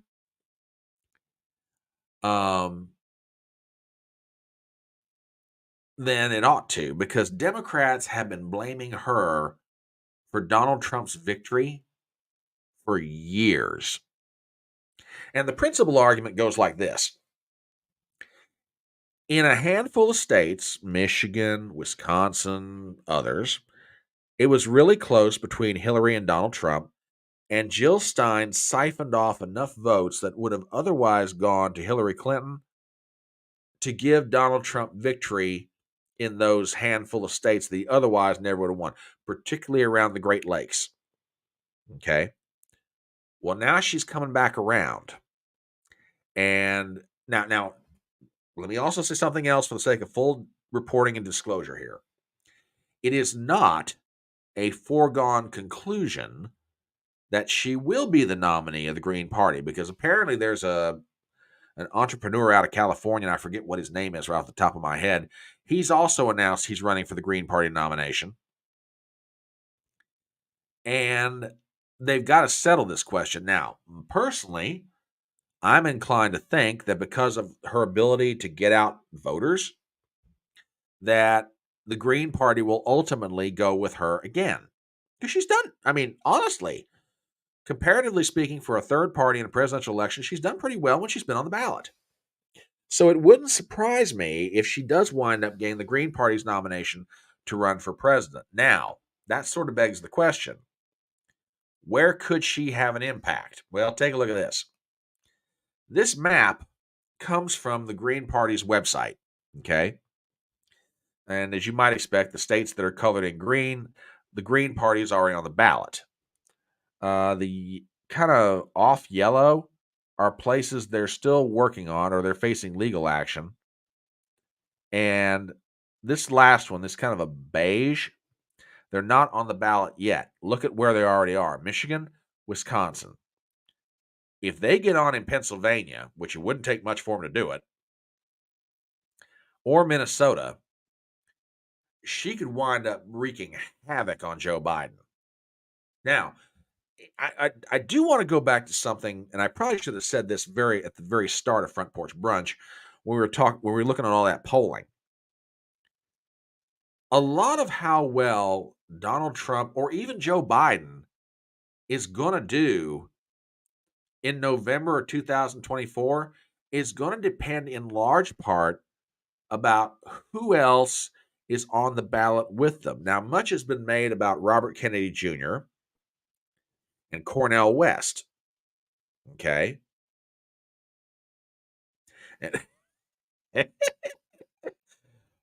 Well, now, don't you think that Democrats aren't going to use that or many other reasons to try and keep her off the ballot? I mean, I'm not saying, but I'm just saying. But you get my point. I mean, for example, Michigan.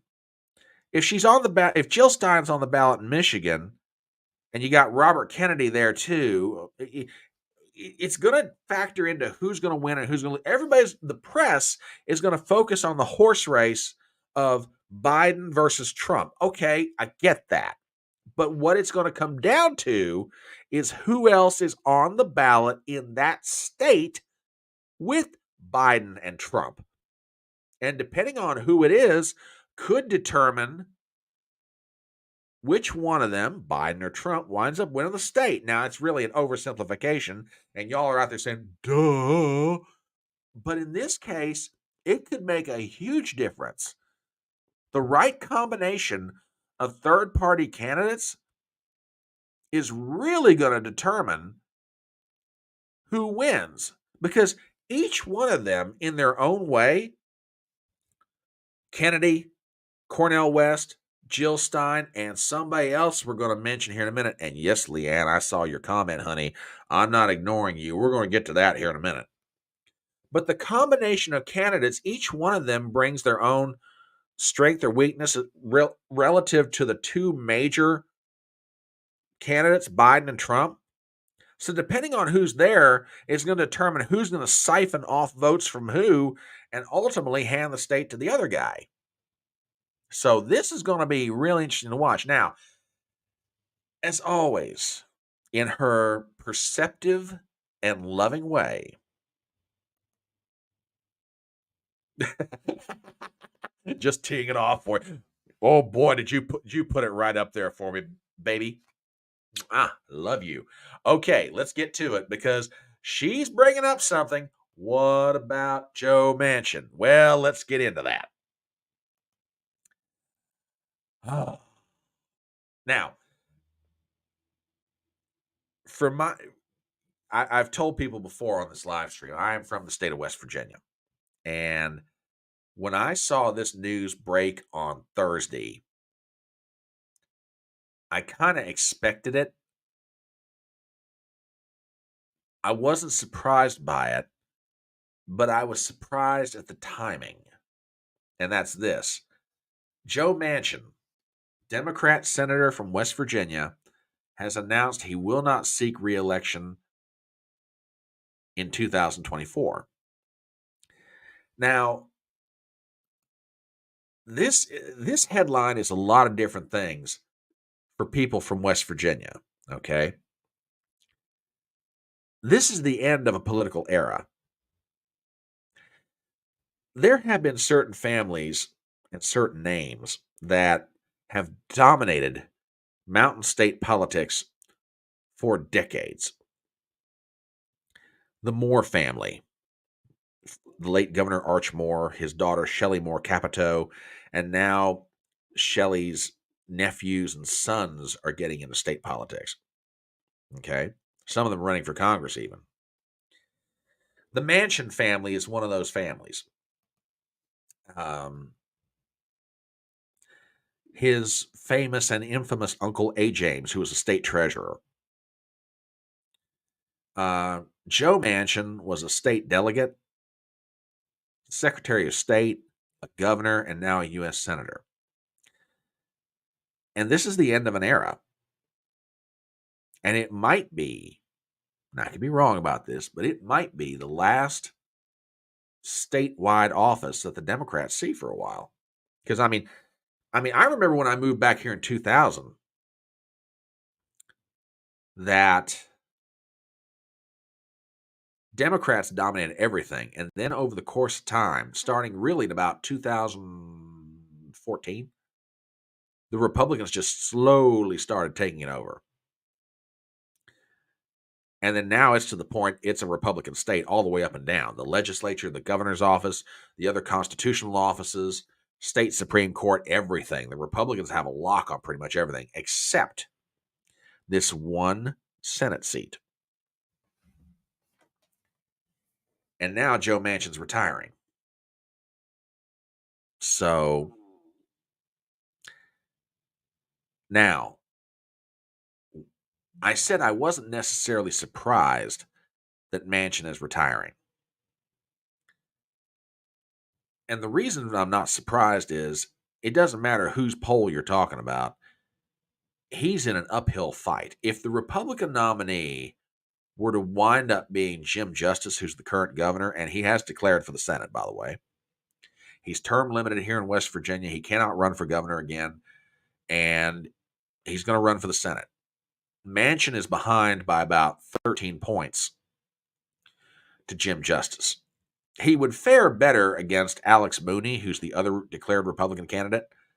But now that Manchin is out of it, whoever wins that nomination is more or less locked in. They're probably going to win the seat in November. And most political prognosticators right now are saying it's going to be Jim Justice. So we'll see what happens, okay? So I'm not surprised that Manchin announced he's retiring from the Senate. It's the timing of it that surprised me the most. Now, here's what I'm getting at. I'll give you a little inside baseball when it comes to West Virginia. The deadline to file for running for an office in this state happens the third week of January of the election year. Okay? And normally what Joe Manchin does is he'll wait till some point in January, just before the filing deadline, to declare his intentions. But he's tapped out early. And this is fueling speculation that Manchin is going to run for president. As a matter of fact, here is the statement from the No Labels Party, and this is where he is most often thought that he would go. Statement from the No Labels Party: Senator Joe Manchin is a tireless voice for America's common sense majority and a longtime ally of the No Labels movement. The Senate will lose a great leader when he leaves, but we commend Senator Manchin for stepping up to lead a long overdue national conversation about solving America's challenges, including inflation, an insecure border, out of control debt, and growing threats from abroad. Regarding our No Labels Unity ticket, we are gathering input from our members across the country to understand the kind of leaders they would like to see in the White House. As we have said from the beginning, we will make a decision by early 2024 about whether we will nominate a unity presidential ticket and who will be on it. Oh, well, I think that decision's already been made. They're going to do it. As I understand it, they're already on the ballot in 17 states across the country. The only question is who. And, well, some people are wondering if Mitt Romney's going to run for president somehow, No Labels, because he's not going to run for re-election in Utah. So, yeah, this is going to get interesting. This is going to get real interesting really quick. Okay.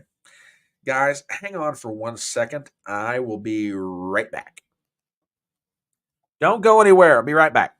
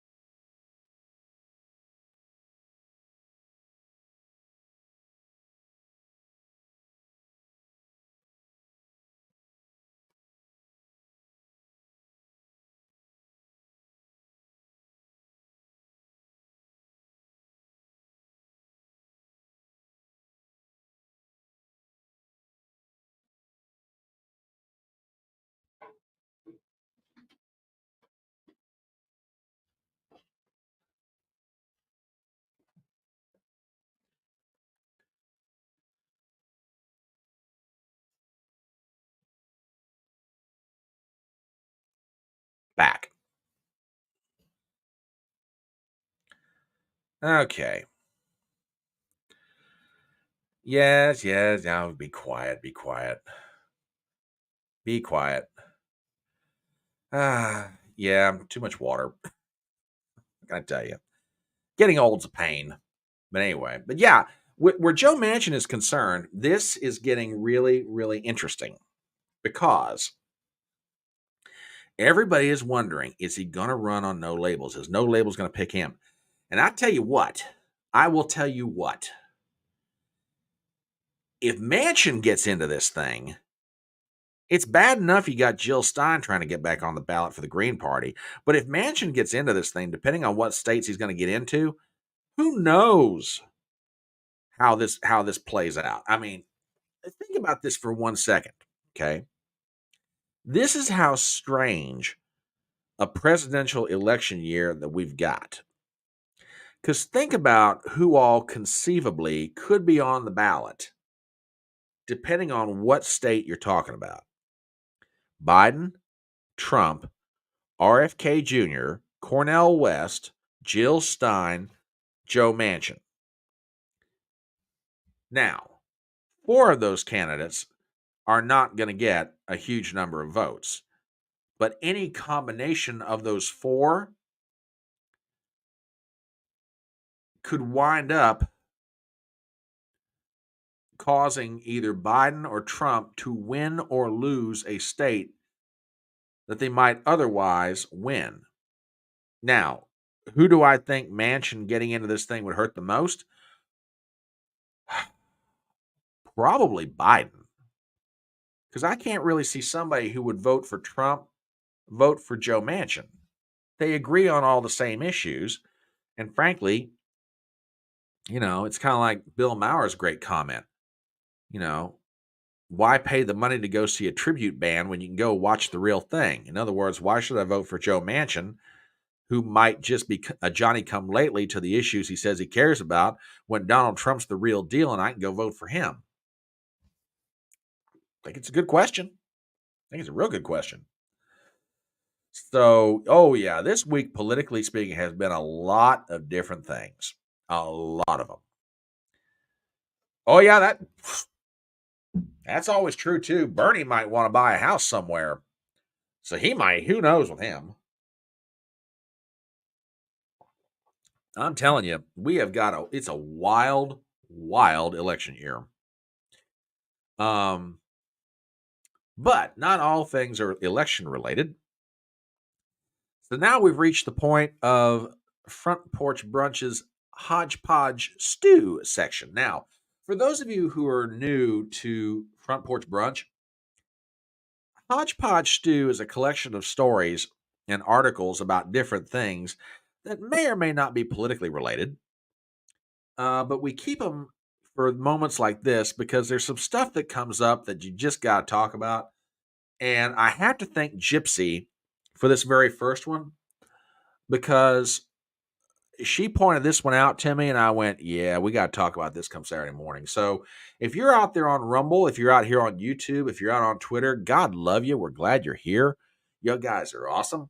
Look at this. I got 13 people, 14 people over on Rumble. God love you. Glad you're here. Feel free to drop a comment in chat, or throw me a Rumble rant. I ain't too proud.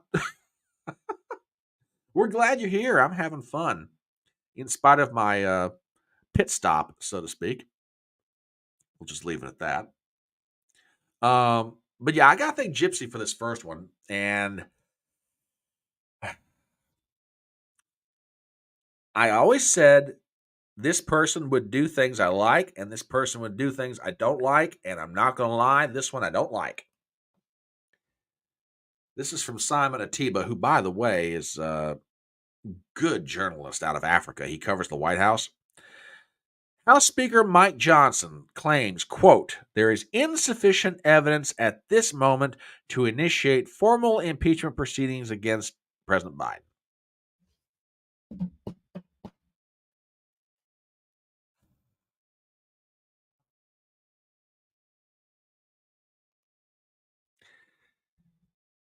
Buddy, I don't know what you're trying to do with that comment. Look, Speaker Johnson, I like you by and large, but what you're doing with this, I have no idea. Yeah. And you may be right. You may be right. And you know what? I have always said, if I get one wrong, I'll come here and tell you. And buddy, I may have got this one wrong.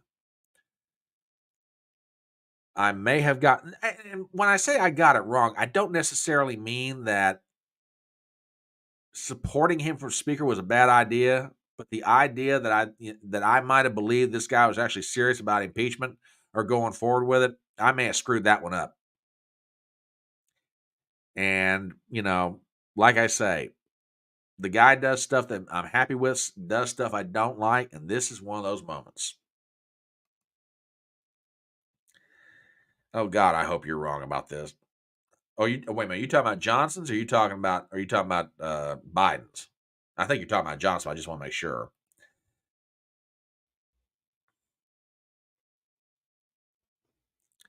Yeah, well, that's true too. That's absolutely true.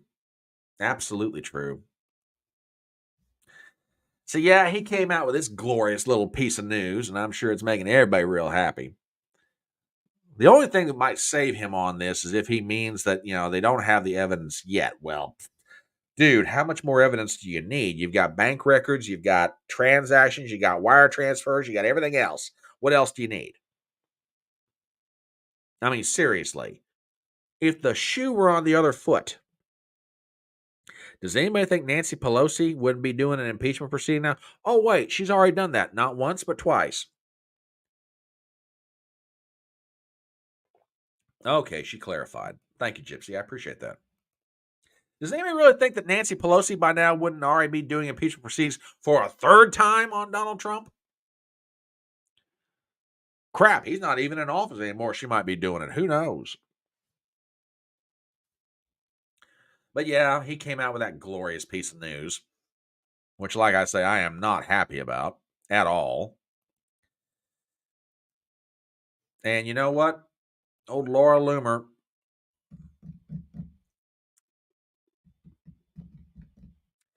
she's calling him a rhino con man. And like I say, she may be absolutely right. And I have told my audience before, and I'll say it again. If I screw one up, I'll tell you. But I tell you what, you're not making me happy with that comment. For me, and I'm just giving my take on it. For me personally, the test for Johnson is going to be this fight about the budget. If he does a short-term continuing resolution, like maybe to January, I can forgive that. But anything that says we anything that says that we're going to do another CR for 2 years and all government spending keeps on going the way it's going, no, that's not acceptable. Yeah, can't blame you there. I can't blame you. I get it.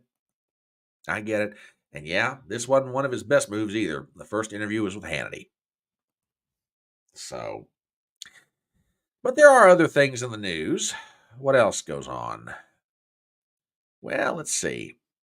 Oh, there is one piece of news, and this one, oh, this bugs me too. All 400 hours of the January 6th closed captioning TV footage to be released to the blaze. I have a question. Why aren't we just releasing this to everybody? I mean, why did Kevin McCarthy release part of it to Tucker Carlson? Why is Mike Johnson releasing all of it to the blaze? Just release it. Just put it out there for everybody. Let everybody make up their own mind. Let them see it for themselves. No filtering, no nothing. If they want to watch all 400 hours, 40,000 hours, I'm fine. Do it. I don't like this. I don't like this at all. Just release it to everybody. Liberals, conservatives, libertarians, communists, anarchists, I don't care. Just put it out there. Stop dilly-dallying about it. Ugh.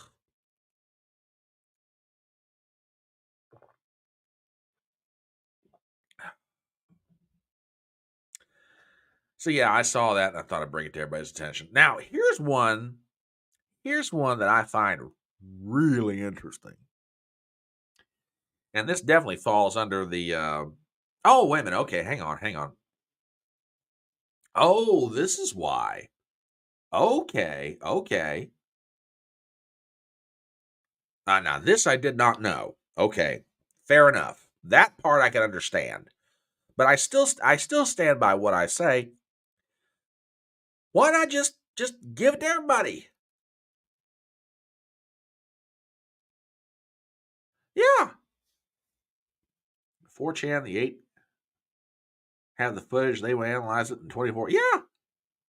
Put it out there to everybody. Yeah, but like I said, going back to this, okay, if that was what was the circumstances, okay, I get it. But I'm like, give it to everyone. Okay, cool. All right. Now this little item under HodgePodge Stew, this one I find to be very interesting as well. Did you know that someone from BLM is endorsing Trump? I found this in the Epoch Times the other day, and this one just kind of blew my mind. I'm like, what the heck? Mark Fisher, former BLM co-founder in Rhode Island, openly supports former President Trump's return in 2024 and is joined by others in the BLM movement. Okay. All right. Articles by Tom Ozimek. Mark Fisher, the co-founder of Black Lives Matter chapter in Rhode Island, is advocating for former President Donald Trump's return to the Oval Office in 2024 and insists he's far from being the only one in the BLM movement to feel this way. In a recent interview with podcast host Kim Iverson, Mr. Fisher was asked to defend his remarks he made earlier that President Trump is, quote, the best candidate we have, quote, because everybody else sucks. Well, that's direct and to the point. Mr. Fisher replied, later praising President Trump for his straightforward approach and contrasting it with what he perceives as the Democratic Party's hypocrisy. Go a little bit further into this article. Ms. Iverson sought to clarify Mr. Fisher's response, asking if he thought President Trump was simply the best of a bad lot, and frankly, not that great either. Mr. Fisher replied by highlighting his personal regard for President Trump before adding that it's hard not to appreciate what the 45th president brings to the table given the shortcomings of the incumbent. I like Trump, Mr. Fisher said before adding, I think right now we have sitting in the Oval Office is just a deep disappointment. He expressed disdain for President Joe Biden, adding that he really dislikes Vice President Kamala Harris as well. Join the club, pal. Reacting to Mr. Fisher's critical remarks about the incumbent and words of praise for the former president, Ms. Iverson suggested that her interviewee was probably a lone figure in the BLM movement who thinks this way. No, Mr. Fisher insisted. I feel like the tide is starting to turn, he said, adding that he thinks, quote, a lot of black people are starting to pivot off the Democrat plantation. For so long, we have been slaves to that, he added. Okay, I want to drop a couple of comments here. And I'm not going to lie. The fact that this guy is a BLM founder in Rhode Island, and he's coming out supporting Trump, that part surprises me. But this overall thing about African Americans turning to Trump, that I'm not surprised by.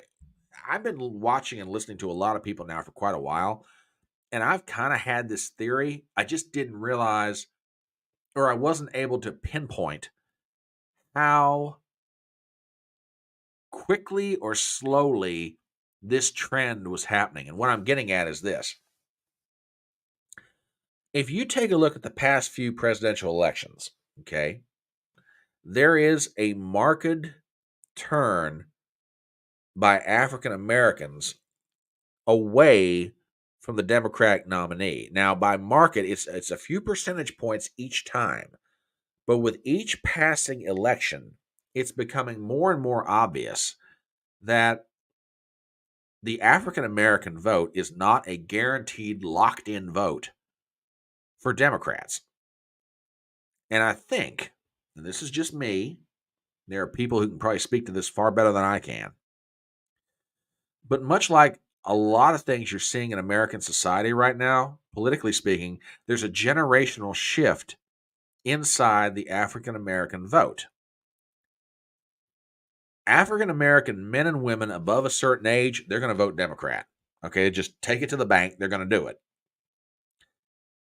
African American women and young men below a certain age, their vote is up for grab. Notice I didn't say they're voting Republican.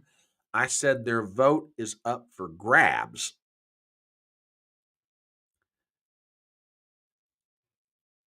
They could, with the right issues and the right candidate advocating them, they could become part of a governing coalition, that age group of a certain amount and below among African Americans. I'm not surprised in one sense by these comments. I do think he's right. There's a lot of black people that are starting to pivot away from the Democrat plantation. I don't think they're going to say it out loud, especially inside the African American community. But you got some very prominent people right now, African Americans in this country that are willing to vote for Donald Trump, and they're willing to express it publicly. Now, they're probably taking a lot of heat for saying it, but they're willing to do it. So that article kind of surprised me in one sense, kind of surprised me in another, and it didn't. So yeah, that's going on out there. And going back to what we were previously talking about with the footage about January 6th, yeah, they are. I think there are some people that are afraid of getting the truth out. The black conservative. Okay. Hang on. You grab an ink pen and jot that down. Is that a YouTube channel or is that a video? I'm just curious. I think it's a channel, but I could be wrong. But Gypsy, which one is this? A channel or a video?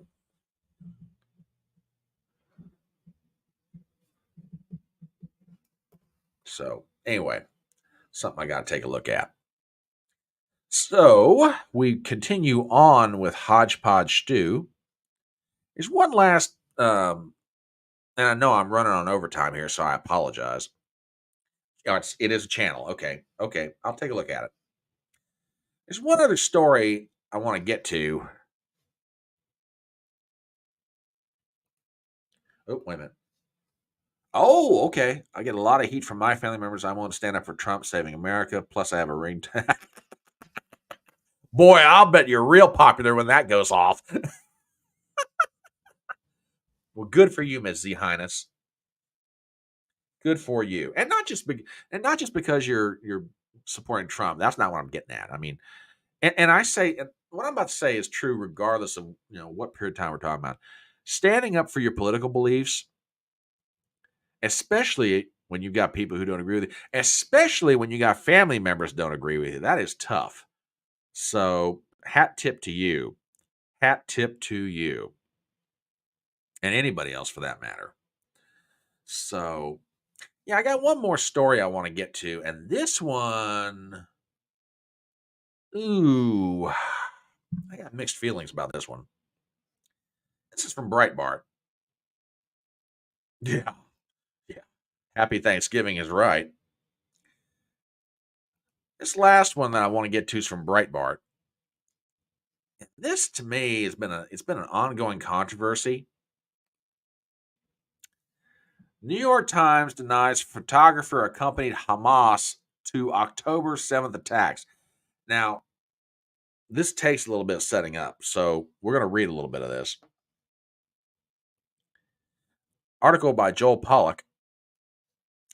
The New York Times issued a statement Thursday denying that photographer Yosef Massoud had accompanied Hamas terrorists to the October 7th terror attack on Israel, among other photographers identified by the pro-Israel watchdog Honest Reporting.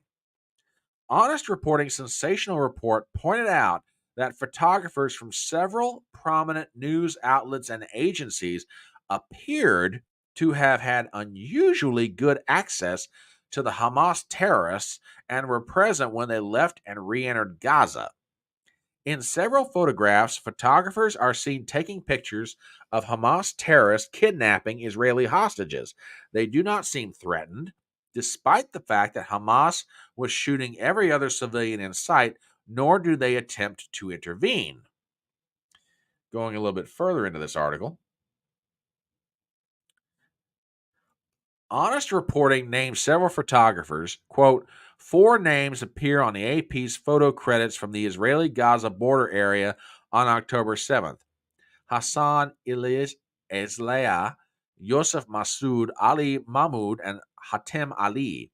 One, Isleah, was identified in photographs with the Gaza-based Hamas leader Yahya Sinfar and was allegedly carrying a grenade in another image. The AP fired him on Thursday.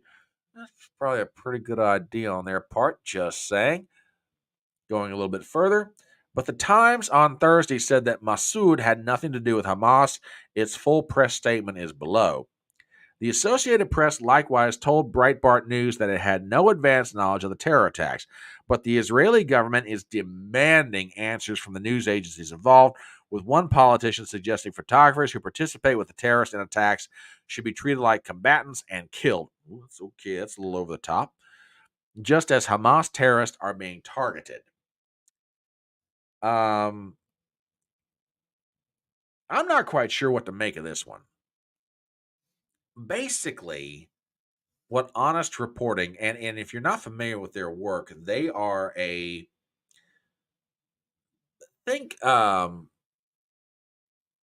Accuracy in Media or other watchdog groups here in America. Brent Bozell's group is the one coming to mind, but I can't think of the exact name of it off the top of my head. But basically, they are a media watchdog group based in Israel, and they're trying to make sure that there's always honest press coverage of the nation of Israel by news reporting agencies, not just in Israel, but also around the world. And they have got a story, and this is on their website, that asks the question, did the AP, the New York Times, and other news organizations ride shotgun with Hamas on October 7th? Now, it's gotten so bad, the Israeli government is like screaming for answers on this one. I don't know what to say about this one. And I've seen some of the photographs. I'll just say it like this. I want to see how this one shakes out, because that is really interesting. Really, really interesting. So I have no idea how that one's going to shake out, but I thought, okay, that, I don't know. I don't know. Foreign correspondents and foreign photographers can get access to a lot of different things that maybe other people might not be able to for one reason or another, and how they did that, I don't know. But this one, okay, let's see how this one shakes out. So now I hope that's not true. I hope the first part of that's definitely not true. But we shall see. We'll see.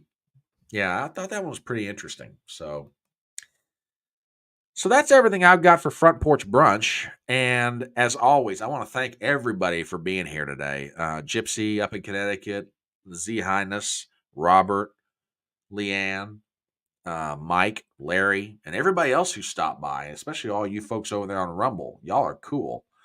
And not just because you're hanging out with me or supporting my channel. You're just cool in general. I love all you guys. As always, please continue to watch videos, tell your friends about the channel, share it around as much as you can. You guys are great. I'll be back next week with Front Porch Brunch, and we will we'll be having more stories to talk about. There'll be more videos coming out this week. I have a couple of days off this week, Thursday and Friday. Well, that was what I was get to. Definitely next Saturday. I will be here next Saturday. Okay, for sure. But I am thinking about doing a live stream maybe Thursday afternoon or maybe Friday afternoon. I don't know yet. Don't worry. I will let everybody know well enough in advance. The only reason I'm hesitant on which day I want to do it is I've got an appointment Thursday at 11:30, and after that I'm wide open. So, oh yeah, and it's true, but I guess it's how prominently placed they were is what's bugging the Israelis. So, but yeah, I mean, that's one thing, but like I say, I want to see how that one shakes out.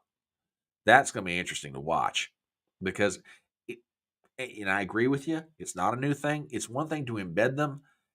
I guess the Israelis are mad about how well they were embedded. So, yeah.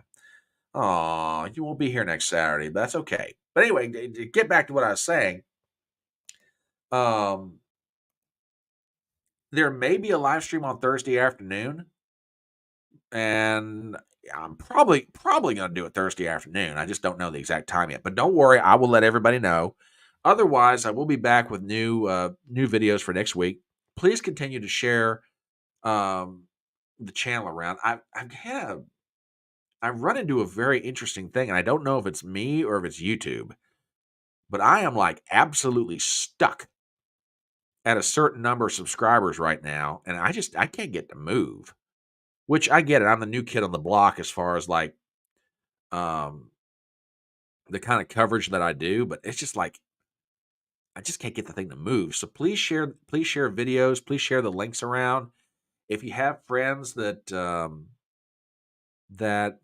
know about the channel yet, please continue to tell people. You guys are awesome. I mean, I thank you guys, and I mean this from the bottom of my heart. I thank you for every bit of support you're giving me. So thank you. But yeah, we'll be back next week for sure, next Saturday, probably Thursday of this week. I have no idea what I'm going to do the live stream about. It just may be whatever's in the news, and maybe just me hanging out. So, but I kind of have a reason for doing this stream, and I will explain that on Thursday. So, but yeah, if you're watching on Rumble, thank you guys. Thank you so much. Yeah, you guys are cool. You guys are just very, very cool. So thank you for everything you're doing. And enjoy your college football this weekend. Enjoy your time with your families. We'll be back, like I say, with videos next week. A live stream probably on Thursday. Definitely a live stream on Saturday. So thanks so much for stopping by for Front Porch Brunch. I am your Front Porch Conservative, and I will see you next time. And remember, faster horses, younger lovers, older whiskey, and more money. We'll see you.